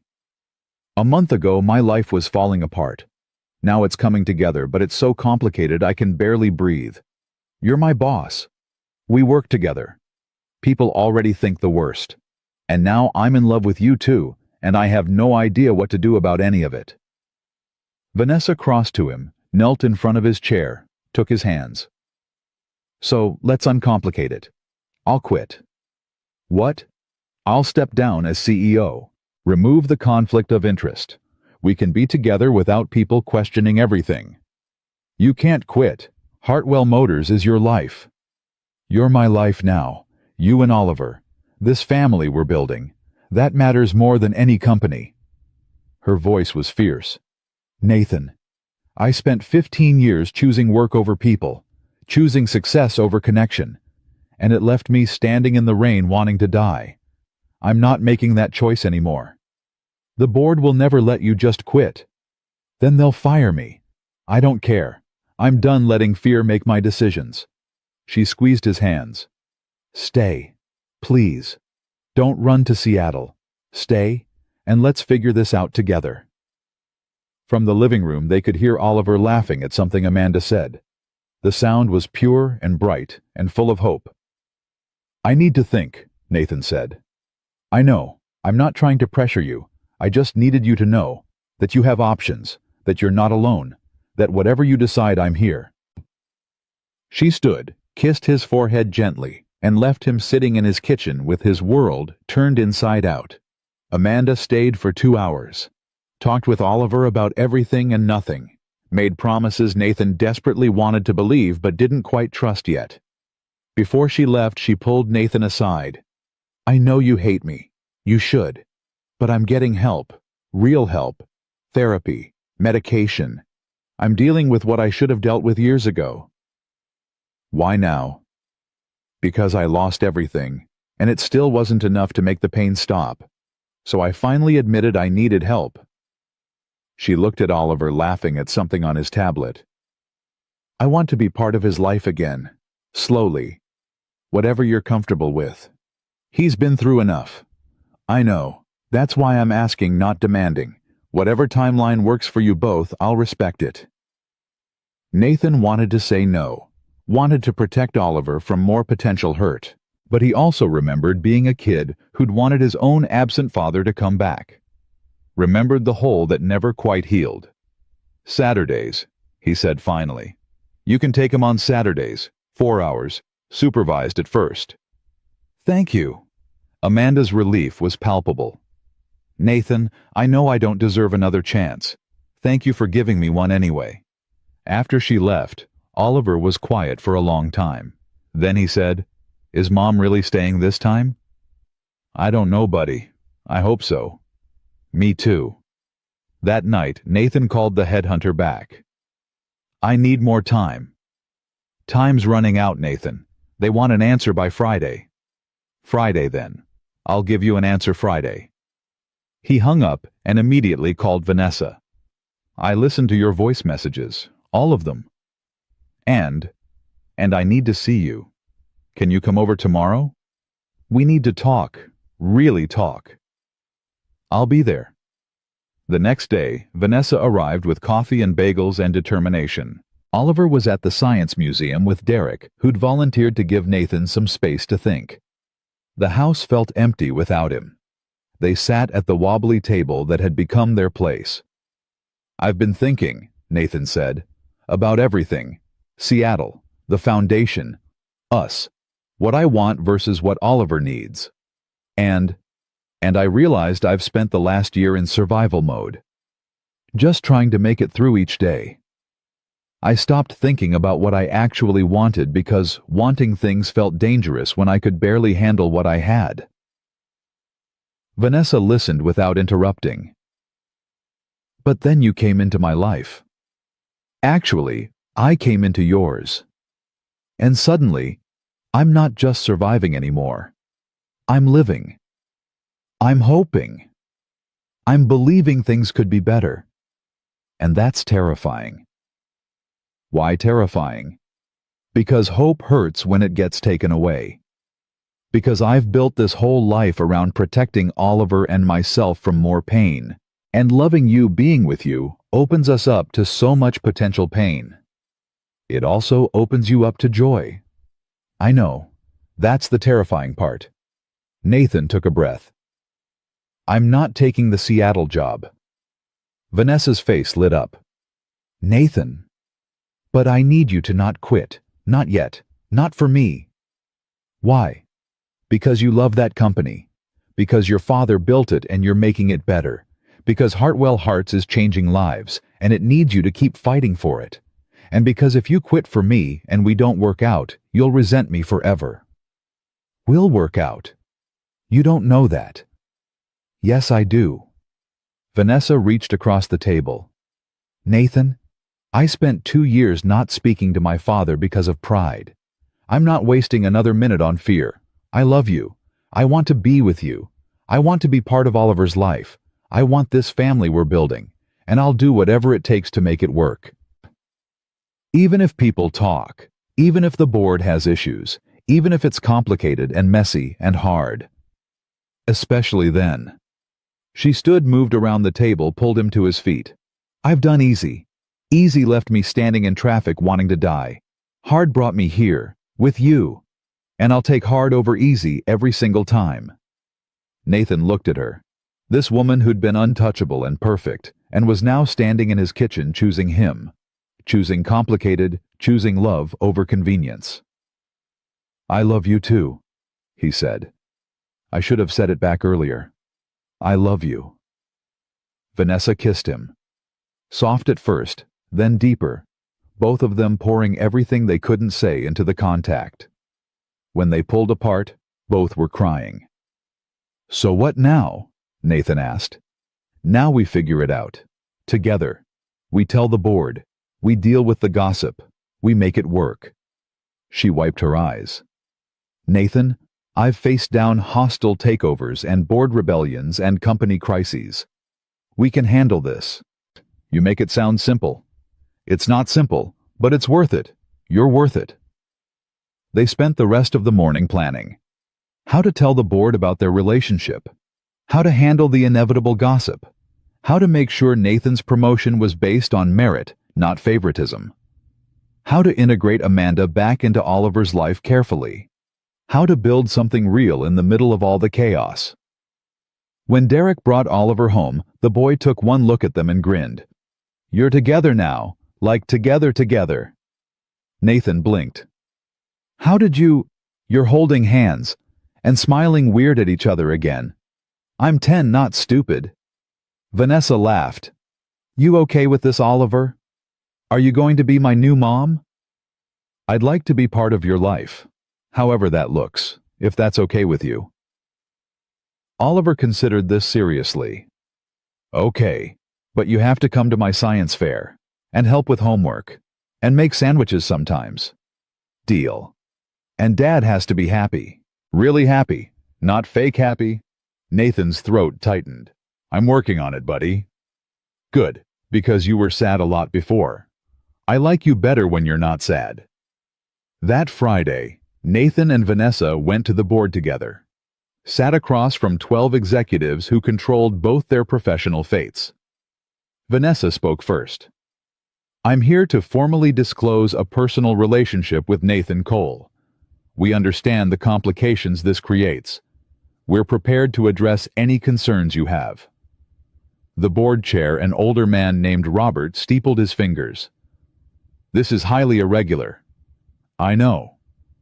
It creates conflicts of interest, questions about favoritism, potential liability.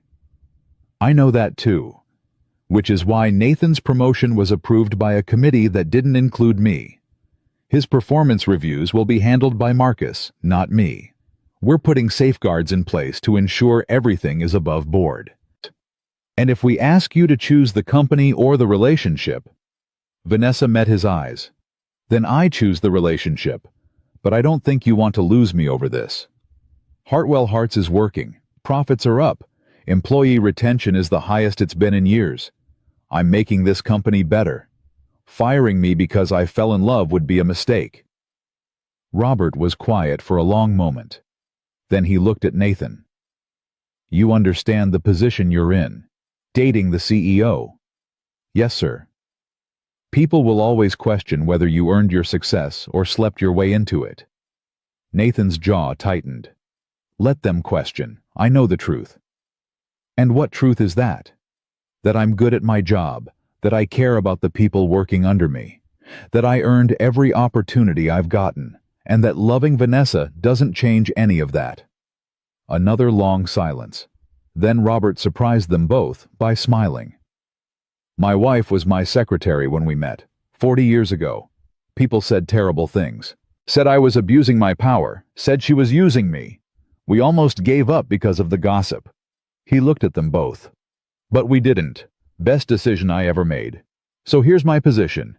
You want to be together, fine. But you answer to me now. Quarterly reviews.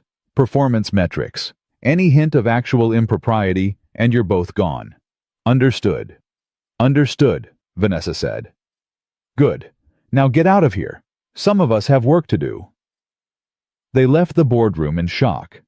In the elevator, Nathan started laughing. We did it.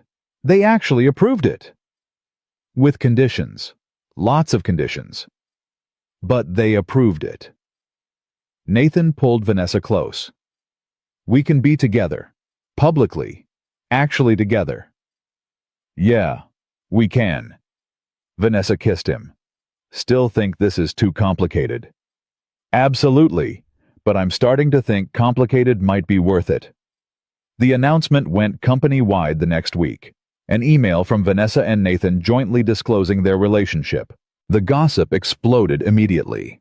Some people were supportive, most were skeptical, a few were outright hostile. Greg Chen filed a complaint with HR, claiming Nathan had been given special treatment. It was investigated thoroughly and dismissed. Marcus wrote a glowing review of Nathan's performance as shop supervisor. Numbers backed it up. Production was up 15% since Nathan took over. Employee satisfaction scores were the highest in the garage's history. Slowly, grudgingly, people started to accept it. Not everyone. But enough. Oliver's Saturdays with Amanda became routine. She showed up on time. Brought him back happy and fed. Didn't make promises she couldn't keep. Slowly, carefully, she was earning back trust. How's it going with Mom? Nathan asked one Saturday evening after Amanda dropped Oliver off. Good. She's different now. Calmer. She listens. You like spending time with her? Yeah, but I still like living with you more. Oliver paused. Is she going to ask to live with us again? I don't know, buddy. Would you want that? No, this is good. Saturdays are good. I don't want things to change again. Nathan understood that. The fear of change after so much had already changed. If anything changes, we'll decide together. Okay, you, me, and Vanessa. We're a team. Promise. Promise. Thanksgiving came. Nathan, Oliver, Vanessa, and surprisingly Amanda all together at Nathan's small house. It should have been awkward. Instead, it felt right. Like a family that had been broken was learning how to be whole again in a new way. I'm thankful for second chances, Amanda said when they went around the table. Her voice shook. And for ex-husbands who are better people than I deserved, and for my son who's teaching me how to be brave. I'm thankful for Dad, Oliver said, and Vanessa, and that Mom came back, and dinosaurs. Can I be thankful for dinosaurs? Everyone laughed. I'm thankful for Nathan, Vanessa said quietly, for pulling me out of the rain, for showing me what strength actually looks like, for giving me a family when I'd forgotten what that meant. Nathan was last.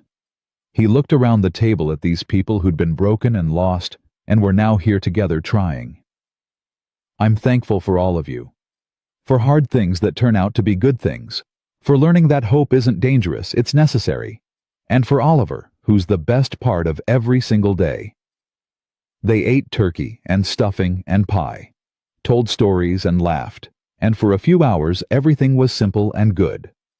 That night after Amanda left and Oliver went to bed and Vanessa stayed to help clean up, Nathan pulled her aside. Move in with us. Vanessa's eyes went wide. What? Move in. This house is too small and the heat doesn't work right, but it's home. And I want you here. Actually here. Not visiting. Living. Nathan, are you sure that's a big step? I'm sure. Oliver's sure. We talked about it. We want you here. Vanessa's eyes filled with tears. Yes, God, yes. They kissed in Nathan's tiny kitchen that smelled like turkey and promise, and Nathan thought about how far they'd come. From that rainy night when he'd pulled a broken woman from traffic to this moment where she was choosing his chaotic, complicated, beautiful life over everything else. 2 weeks later, Vanessa moved in. Most of her expensive furniture went to storage, but she brought photos of her father, books, clothes, and the willingness to make Nathan's small house feel like home. Oliver helped her unpack. Your stuff is really nice. Thank you. Our house is kind of old, though. Dad says the heat doesn't work right. Then we'll fix it, together. You can fix heat. I can hire someone who can fix heat. Vanessa smiled. That's called delegation. That's called rich people problems, Nathan called from downstairs. Your dad's hilarious, Vanessa told Oliver. He thinks he is. That night, after Oliver was asleep, Nathan and Vanessa lay in bed in the dark. I can't believe you're actually here, Nathan said. Where else would I be? In your expensive apartment, living your expensive life, not dealing with old houses and complicated exes and 10-year-olds who ask too many questions. That life was killing me. This one is saving me. Vanessa rolled over to face him. Nathan, do you know what I thought about every day before I met you? Work. Just work. Profits and meetings and strategy. I forgot what it felt like to be human. And now I think about you, about Oliver, about what to make for dinner, and whether the school needs volunteers, and if I remembered to help with homework, normal things, human things, better things. You don't miss the old life. Not even a little. She kissed him softly. This is better. You're better. We're better. Nathan held her close and thought about how sometimes the best things in life come from the worst moments. How pulling someone from the rain can save 2 lives instead of 1. How compassion isn't weakness. It's the strongest thing there is. Outside, winter was coming. Inside, warmth finally worked right, because Vanessa had indeed hired someone to fix the heat. And in his small house, that now held 3 people instead of 2, Nathan Cole fell asleep, thinking that maybe finally he'd found what he'd been searching for all along. Not perfection. Not easy. Just real. Just right. Just home. But even as things settled into their new normal, even as happiness felt less terrifying and more possible, Nathan couldn't shake the feeling that one more test was coming. One more choice. One more moment where everything would hang in the balance, and he'd have to decide what really mattered. He was right about that too. The call came 2 weeks before Christmas. The board chair. Robert. Nathan, we need to talk. Can you come in, bring Vanessa? This affects you both. His stomach dropped. What's wrong? Just come in, please. They went together, hands clasped tight, preparing for the worst. Sat across from Robert, who looked older than usual, tired. I'm retiring, he said without preamble. Heart problems. Doctor says it's time. I'm sorry, Vanessa said. Don't be. I've had a good run. But that means we need a new board chair. And Vanessa, we want you. She blinked. Me. You've transformed this company. Hartwell Hearts alone has changed our culture completely. Profits are up. Retention is up. We're actually making a difference. You're exactly who should lead this board. He paused. But there's a catch. Of course there was. Board chair is a full-time position. You can't be CEO and chair. You'd have to step down as CEO. Let someone else run day-to-day operations while you focus on big-picture strategy. Vanessa's hand tightened on Nathan's. And if I say no? Then we find someone else. But Vanessa, this is your company, your father's legacy. You should be the one guiding its future. They drove home in silence. At the house, Oliver was at Amanda's for the evening. They had the place to themselves. Should have been romantic. Instead, felt heavy with impossible choices. Take it, Nathan said finally. I can't. Why not? Because being CEO is hard enough. Board chair would mean even more travel, more meetings, more time away from you and Oliver. I just got this life. I'm not giving it up. You're not giving it up. You're evolving it. Vanessa, this is huge. Your father would be so proud. My father died alone in his office because he chose the company over everything else. I'm not making that mistake. It's not the same. You have balance now. You have us. We're not going anywhere. Vanessa shook her head. I need to think. She thought for 3 days. Barely ate. Barely slept. Wrestled with the same choice her father had made, and she'd judged him for. Work or life. Ambition or connection. Success or love. On the third night, Nathan found her crying in their bedroom. Talk to me. I don't know what to do. If I take the position, I'm choosing work over you. If I don't, I'm walking away from everything my father built. Or, Nathan said carefully, you're choosing both. Taking the position and trusting that we're strong enough to handle it. That love doesn't mean sacrificing ambition. That you can have work and life. Can I? My dad couldn't. He tried, failed. I don't want to fail you and Oliver. Nathan pulled her close. You won't. You know why. Because you're not doing this alone. Your father was alone. You have me. You have Oliver. You have Amanda helping. You have a whole support system. Let us support you. What if it's too much? Then we'll figure it out, together, like we always do. He tilted her face up. Vanessa, I didn't fall in love with you because you gave up everything for me. I fell in love with you because you're brilliant and driven and passionate about making things better. Don't lose that. Take the position. Change the world. We'll be here when you come home. She searched his face. You really mean that? I really do. Be great, Vanessa. I'll be here being proud of you. She kissed him through tears. How did I get so lucky? You almost died in traffic and I happened to be driving by. That's not luck. That's fate. You don't believe in fate. I didn't. But then I met you. Vanessa accepted the position the next day. Became board chair of Hartwell Motors. The youngest person ever to hold the role. The announcement made news.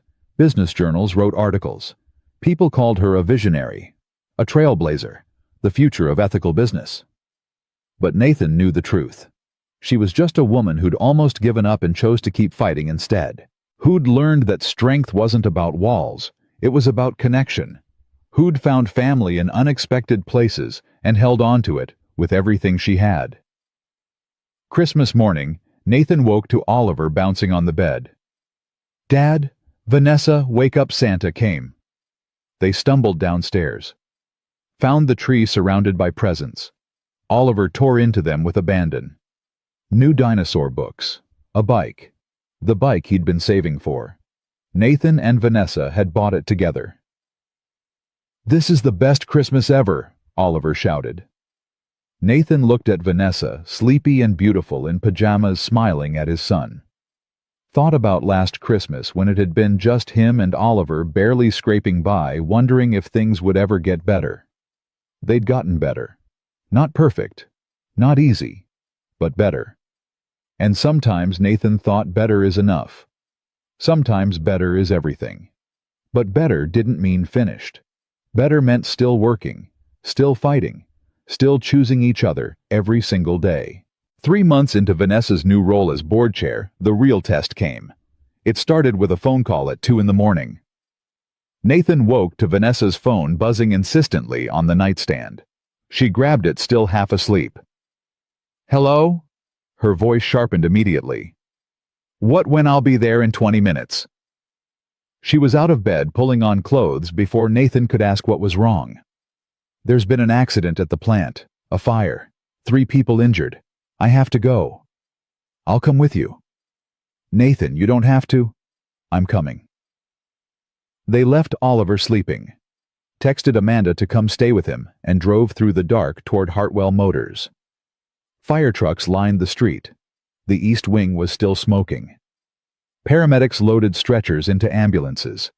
Vanessa was out of the car before Nathan fully stopped running toward the plant manager, who looked shell-shocked. "How bad?" 3 injuries, 2 minor, 1 serious. Jenkins. He went back in to shut down the machinery before it exploded. Saved the whole building but the smoke inhalation. The manager's voice broke. "They don't know if he'll make it." Nathan knew Jenkins, older guy, quiet, 20 years with the company. Had grandkids. Vanessa's face went white. "Which hospital?" "St. Mary's." They drove to the hospital in silence. In the waiting room, Jenkins's wife sat alone crying. Vanessa sat next to her. "Mrs. Jenkins, I'm so sorry." The woman looked up, eyes red and swollen. He wouldn't have gone back in if the safety protocols were working, if the alarms had gone off when they should have, if the company cared more about people than profits. The words hit like bullets. Vanessa absorbed each one without flinching. "You're right. This is on me, on the company. We failed your husband." "Damn right you did." Mrs. Jenkins's voice was raw with grief and rage. 20 years he gave you, and for what? To die in a fire that shouldn't have happened. A doctor appeared before Vanessa could respond. "Family of David Jenkins." Mrs. Jenkins stood on shaking legs. "That's me." "Your husband is stable. The smoke inhalation was severe, but he's responding to treatment. We're cautiously optimistic." Mrs. Jenkins collapsed back into her chair, sobbing with relief. Vanessa stood there frozen, and Nathan could see her fracturing. "Come on," he said quietly, guiding her outside. In the parking lot away from everyone, Vanessa finally broke. "This is my fault. The safety inspection was scheduled for next month. I pushed it back because we were focused on Hartwell Hearts, on making people feel good while the actual infrastructure crumbled. Jenkins almost died because I was too busy playing hero. That's not fair. Isn't it? My father always said you can't fix culture without fixing operations. I thought I knew better. Thought compassion was enough. But compassion doesn't mean anything if the building burns down around you." Nathan took her shoulders. "Stop. You made a mistake. You'll fix it. That's what leaders do." "Leaders don't almost kill their employees." "No, but humans make mistakes. And you're human, Vanessa. You're allowed to be human." She shook her head. Not when people's lives depend on me. Not when I'm board chair. I have to be better than this. You are better than this. One delayed inspection doesn't erase everything you've built, everything you've changed. But Nathan could see she didn't believe him. Could see the guilt eating her alive. The same guilt that had driven her into that road 6 months ago. Don't, he said firmly. Don't go back there. Don't let this destroy you. Maybe it should. No. Nathan pulled her close. You don't get to give up. Not after everything we've fought for. Not after showing me how to hope again. You don't get to quit now. They stood in the hospital parking lot holding each other while the sun came up, and Nathan felt Vanessa trembling against him and prayed she'd hear him this time. The investigation took 2 weeks. Faulty wiring, deferred maintenance, safety protocols that looked good on paper but weren't being followed. The fire had been preventable, completely preventable, and it had nearly killed a man. The board met to discuss next steps. Lawsuits were coming, bad press, potential criminal negligence charges. The company Vanessa's father built was bleeding from a wound that she'd failed to notice while she was busy changing hearts instead of fixing systems. We need to settle quickly, one board member said. Pay Jenkins whatever he wants. Make this go away quietly. No, Vanessa said. Everyone stared at her. We don't make this go away. We own it. Publicly. We admit we failed. We show exactly what went wrong and how we're fixing it. And we pay Jenkins not because we're scared of lawsuits, but because it's right.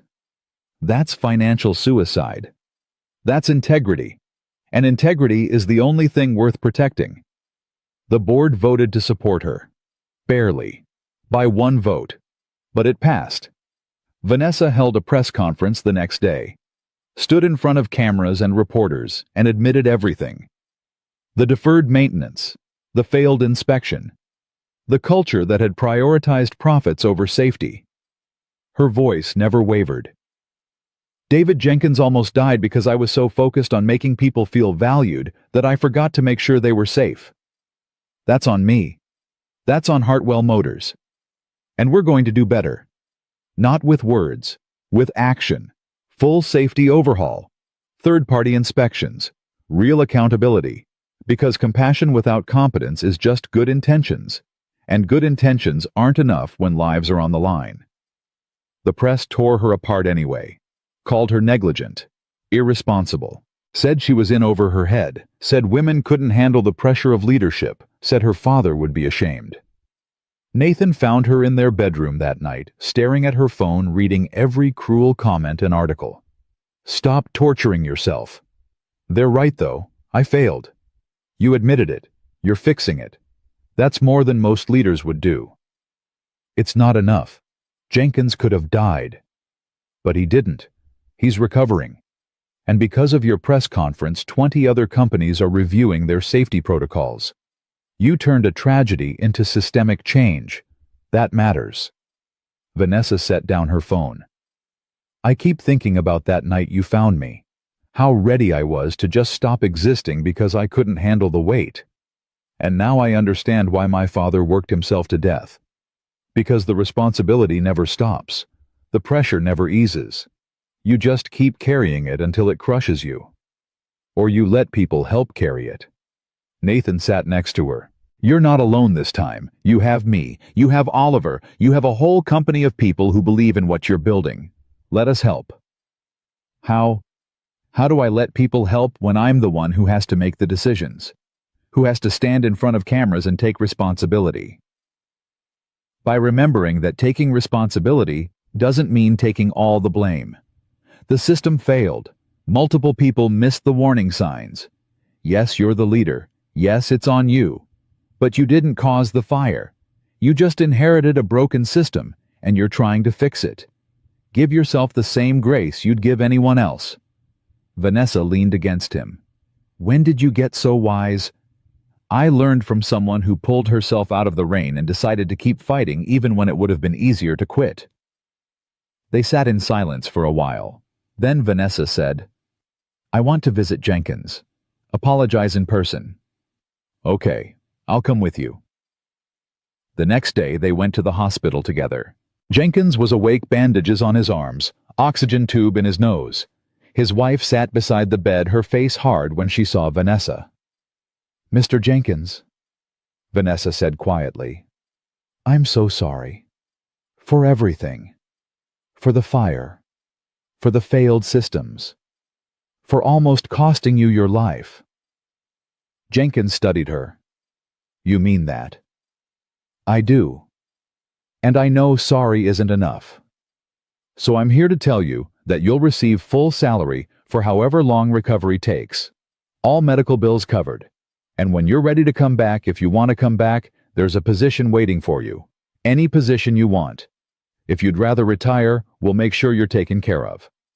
"That's a lot of money." "It's not about money. It's about doing what's right." Vanessa's voice shook. "You went back into that building to save people. You risked your life because you cared about your co-workers more than your own safety. That's the kind of person we need at Hartwell. The kind of person I want to be, Mrs." Jenkins's expression softened slightly. "You really changing things? Or is this just PR?" "I'm really changing things. It's slow. It's hard. I make mistakes. But I'm trying. And I won't stop trying." Jenkins reached out with a bandaged hand. Vanessa took it carefully. "Okay," he said. "I believe you." Something eased in Vanessa's chest. Not forgiveness exactly, but understanding. Acceptance that she was human and flawed, and still trying to do better. Over the next month, Hartwell Motors underwent the most comprehensive safety review in its history. Vanessa hired independent inspectors, fired 3 executives who'd been covering up problems, implemented new protocols with real teeth. It cost millions. The stock price dipped. Some board members grumbled, but nobody else got hurt. And slowly, the narrative started to shift.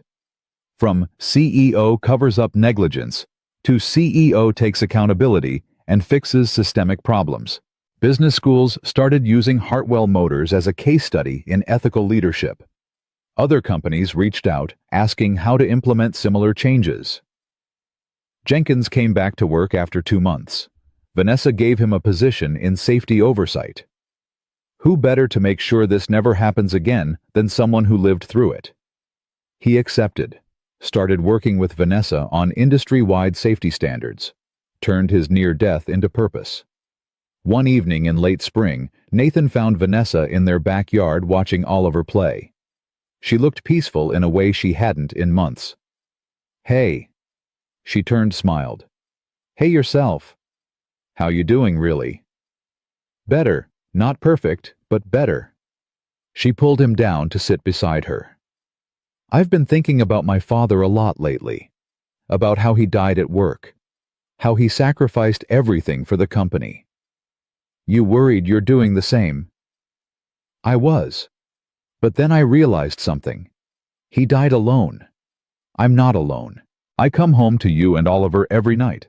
I have help. I have support. I have a life outside the office. That's the difference. That's what makes this sustainable. Sustainable is good. Sustainable is everything."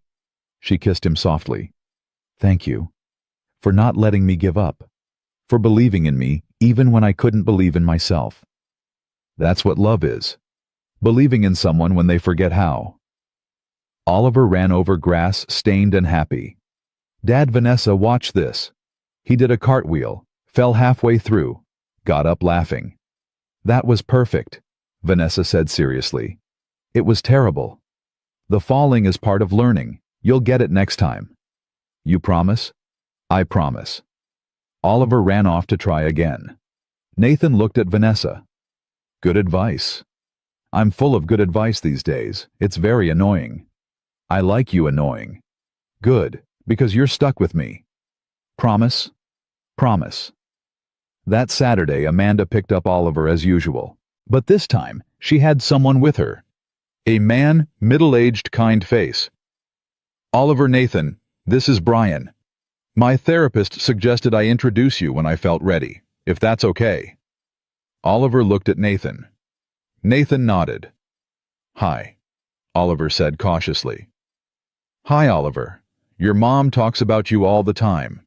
It's really nice to meet you. They talked for a few minutes. Brian was gentle with Oliver. Didn't push, didn't try too hard, just existed in the space naturally. When they left, Oliver turned to Nathan. Is Mom going to marry him? I don't know, buddy. Would that bother you? I don't know. Maybe. He seems nice, though. Yeah, he does. Do you think you'll marry Vanessa? Nathan's heart skipped. Would you want me to? Oliver considered this seriously. Yeah, I think so. She's good for you, and she makes really good sandwiches. Nathan laughed. Those are important qualities in a wife. I'm serious, Dad. You're happy now. You weren't happy before. You're right. I am happy now. Good. You deserve to be happy. Nathan pulled his son into a hug, marveling at the wisdom in this small person who'd weathered so much and still believed in hope. That night, after Oliver was asleep, Nathan found Vanessa in the kitchen making tea. Oliver asked if we're getting married. Vanessa nearly dropped her mug. What did you say? I asked if he'd want us to. He said yes. And what do you want? Nathan moved closer, took her hands. I want to marry you. I want to make this permanent. I want Oliver to know that we're a real family, not just people living together. Nathan? But I also know we've only been together for 6 months. That's fast, so I'm not asking right now. I'm just telling you what I want. When you're ready, when we're both ready, I want forever with you. Vanessa's eyes filled with tears. I want that too. Yeah. Yeah. Maybe not today, maybe not this year, but someday. I want to marry you and be Oliver's stepmom and build a life that my father would be proud of. Not because it's perfect, but because it's real. They kissed in the kitchen that still had the wobbly table in the house that was too small but felt just right, and Nathan thought about how much had changed since that rainy night 6 months ago. He'd been a man barely surviving, working 2 jobs, watching his son struggle, believing that people like him didn't get happy endings. Now he had one. Imperfect, complicated, hard-earned, but his. Summer came. Hartwell Hearts celebrated its first anniversary with a company-wide event. Hundreds of employees showed up, shared stories about how the program had changed their lives. A single mother who'd gotten childcare assistance, a widower who'd found grief counseling, a young employee who'd been able to afford night school. Vanessa stood at the front listening to every story, and Nathan could see her healing, see her understanding that the fire hadn't erased all the good she'd done, that mistakes didn't cancel out progress, that being human meant failing sometimes and getting back up anyway. Thank you, she said when everyone had spoken. All of you. For trusting me. For letting me learn. For believing that we could build something better together. My father used to say that a company is only as good as its people. I didn't understand what he meant. I thought he was being sentimental. But he was right. You are Hartwell Motors. Your stories, your struggles, your triumphs. And I'm honored to work alongside you. The applause was thunderous. Real. Earned. After the event, Nathan found Vanessa outside looking at the stars. You did good in there. We did good. None of this happens without you pulling me from that road. I didn't pull you from anything. You chose to live. I just happened to be there. You were there when it mattered. That's everything. She turned to him. Nathan, you asked me once why I came to your house that first time after everything blew up. Do you remember? You said you wanted to help. That wasn't the whole truth. The truth is I was terrified. The gossip was getting worse. The situation was spiraling. And I could have run. Could have transferred you to another branch or paid you off or any number of things that would have made the problem disappear. She took his hand. But I kept thinking about what you said to me that night. That sometimes the people at the very top are just as scared as everyone else. And I realized I didn't want to be scared anymore. I wanted to be brave. Like you. I'm not brave. You're the bravest person I know. You raise a son alone. You work impossible hours. You help strangers in the rain. You love people even when it's hard, even when it costs you. Her voice shook. You taught me that strength isn't about walls. It's about showing up. Even when you're terrified. Especially when you're terrified. Nathan pulled her close. We taught each other. That's how this works. That's how love works. They stood under the stars, two people who'd been broken and lost, and had found each other in the wreckage. Found something worth fighting for. Worth choosing every single day. A year after that rainy night, Nathan got a letter. Fancy paper. Official looking. He opened it at the kitchen table while Vanessa made breakfast and Oliver did homework. What is it? Vanessa asked. Nathan read it twice to make sure it was real. It's from the governor. There's an award, Community Hero Award, for me. For pulling you from traffic and for, it says here, exemplifying the values of compassion and service that make our communities strong. Oliver looked up. Dad's a hero. Apparently. I could have told them that. The ceremony was the following month. Nathan wore the suit Vanessa had bought him, the one that actually fit. Stood on a stage in front of cameras and officials and received a plaque and a handshake from the governor. Nathan Cole represents the best of us, the governor said. He saw someone in need and helped, without hesitation, without expectation of reward, just pure human decency. We need more people like Nathan in this world. The applause was polite but genuine. Nathan saw Vanessa in the front row crying, saw Oliver beaming with pride, saw Amanda there too smiling, supporting him, even though she didn't have to. Afterward, reporters asked questions. How does it feel to be called a hero? I'm not a hero. I'm just someone who stopped when someone needed help. Anyone would have done the same. But not everyone did. You did. Nathan thought about that. About all the cars that must have passed Vanessa that night. All the people who chose not to get involved. All the moments every day when people look away from suffering because it's easier than helping. Then maybe we need to change that, he said. Maybe we need to build a world where helping each other is normal, where compassion isn't heroic, it's just expected, where we take care of each other because that's what people do. The quote made headlines, got picked up nationally, started conversations about community and connection and what we owe each other. Nathan was embarrassed by the attention, but Vanessa was proud. You're changing more than just our company, she told him that night. You're changing how people think about kindness. I'm just saying what should be obvious. That's what makes it powerful. Sometimes the simplest truths are the ones we need to hear most. 2 years after that rainy night, Vanessa proposed, not with a grand gesture or public spectacle. Just the two of them in their backyard after Oliver had gone to sleep. Marry me, she said simply. Nathan laughed. I thought I was supposed to ask you. Why? I know what I want. I want you. I want Oliver. I want this life we've built. Marry me, Nathan Cole. Yes. Yes. Yes, obviously, yes. They got married 3 months later. Small ceremony, just family and close friends. Oliver was the best man. Amanda came with Brian, who'd indeed become serious. Jenkins was there. Derek, Marcus, even Greg Chen showed up, having finally made peace with the fact that Nathan had earned everything he'd gotten. The vows were simple. Nathan promised to keep showing Vanessa what strength looked like. Vanessa promised to keep choosing love over fear. Both of them promised Oliver they'd be the family he deserved. I now pronounce you husband and wife. They kissed while everyone applauded and Oliver cheered, and Nathan thought about how far they'd come from that moment in the rain. Standing on a stage at the reception, Nathan clinked his glass.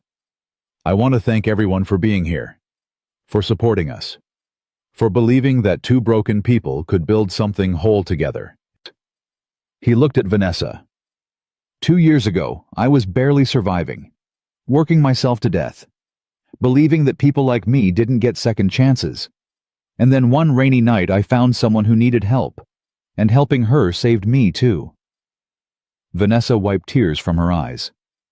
So here's to second chances, to compassion, to showing up for each other even when it's hard, to building a world where kindness isn't exceptional, it's expected, and to my wife who taught me that hope isn't dangerous, it's necessary.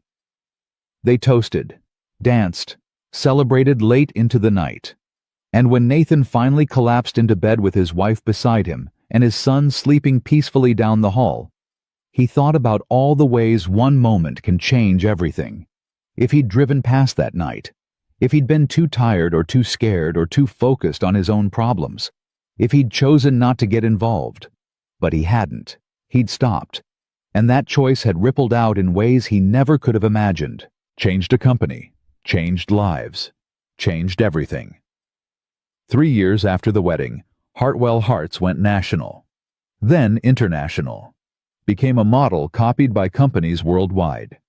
Vanessa won awards, gave speeches, wrote a book about ethical leadership that became required reading in business schools. But she always came home, always made time for family dinners and homework help and Oliver's science fairs. Never let the work consume her the way it had consumed her father. Oliver graduated elementary school, then middle school, grew into a kind, thoughtful teenager who wanted to study social work because he'd seen how much difference one person could make.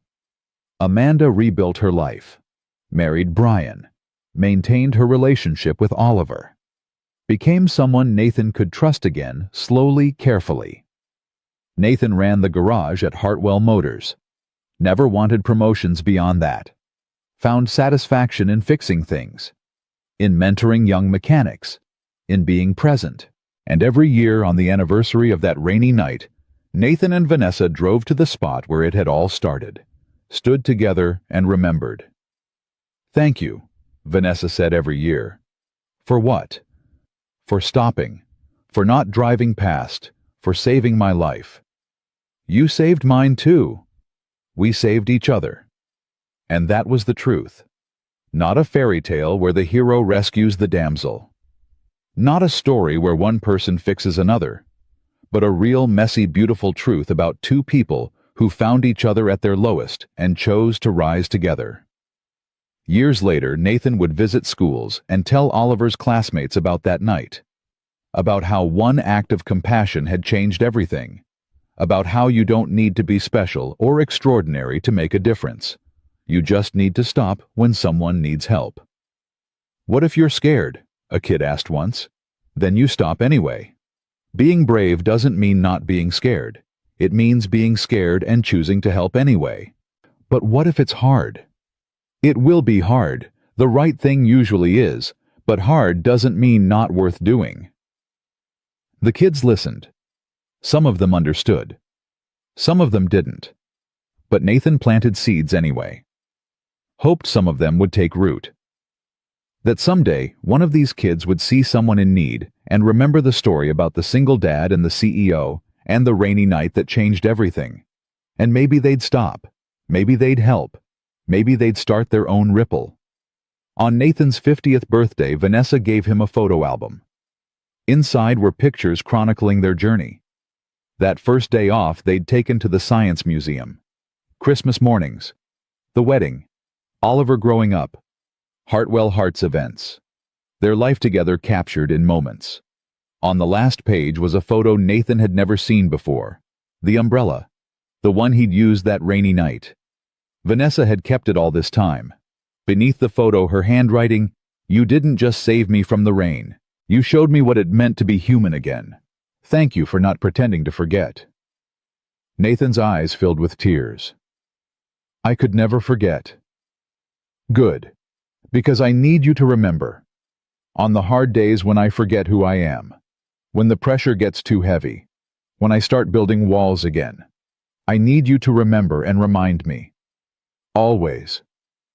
They sat together looking through years of memories, and Nathan thought about how sometimes the quietest moments become the loudest. How one decision to stop to help to show compassion can echo through decades. How saving someone else becomes the moment you save yourself. Oliver came in 19 now and home from college. Saw them looking at the album. You two are so sappy. We're in love. We're allowed to be sappy. Whatever. I'm ordering pizza. You guys want any? Yeah, we want pizza. Oliver left. Vanessa leaned her head on Nathan's shoulder. We did good, didn't we? We did great. Think my father would be proud.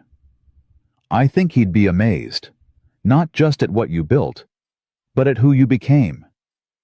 I became myself, with your help. We helped each other. That's how it works.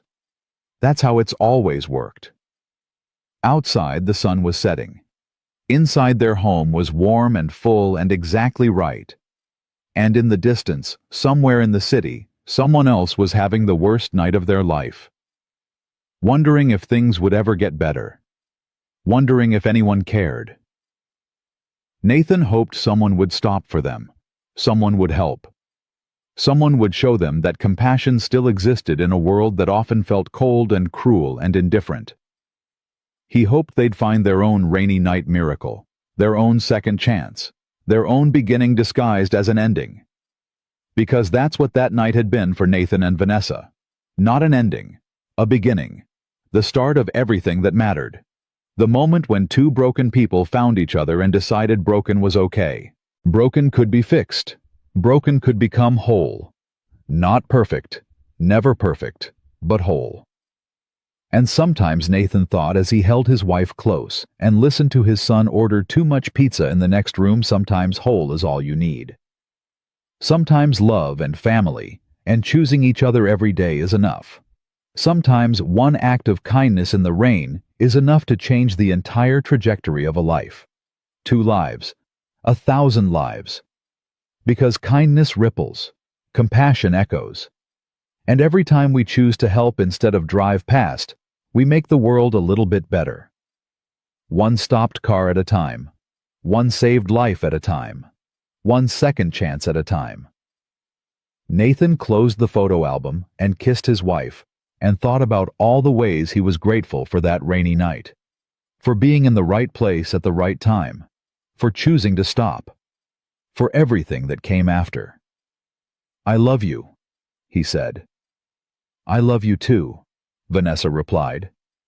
And somewhere in the distance, thunder rumbled. A storm was coming. People would need help. Nathan hoped someone would be there to offer it, just like he'd been there that night. Just like someone had been there for him when he'd needed it most, even if he hadn't realized it at the time. Because we all need saving sometimes. We all need someone to stop. We all need to remember that we're human, and being human means showing up for each other. Especially in the rain. Especially when it's hard. Especially when love is the only thing strong enough to pull us back from the edge. Nathan stood up, stretched, went to join his family for pizza. Left the photo album open to that last page. The umbrella. The reminder. The proof that one moment of compassion had saved 2 people who'd then spent the rest of their lives trying to pay it forward. And in the end, that was all that mattered. Not the awards or the recognition or the headlines. Just the decision to help. Just the choice to care. Just the willingness to stop in the rain when someone needed saving. Everything else was just details.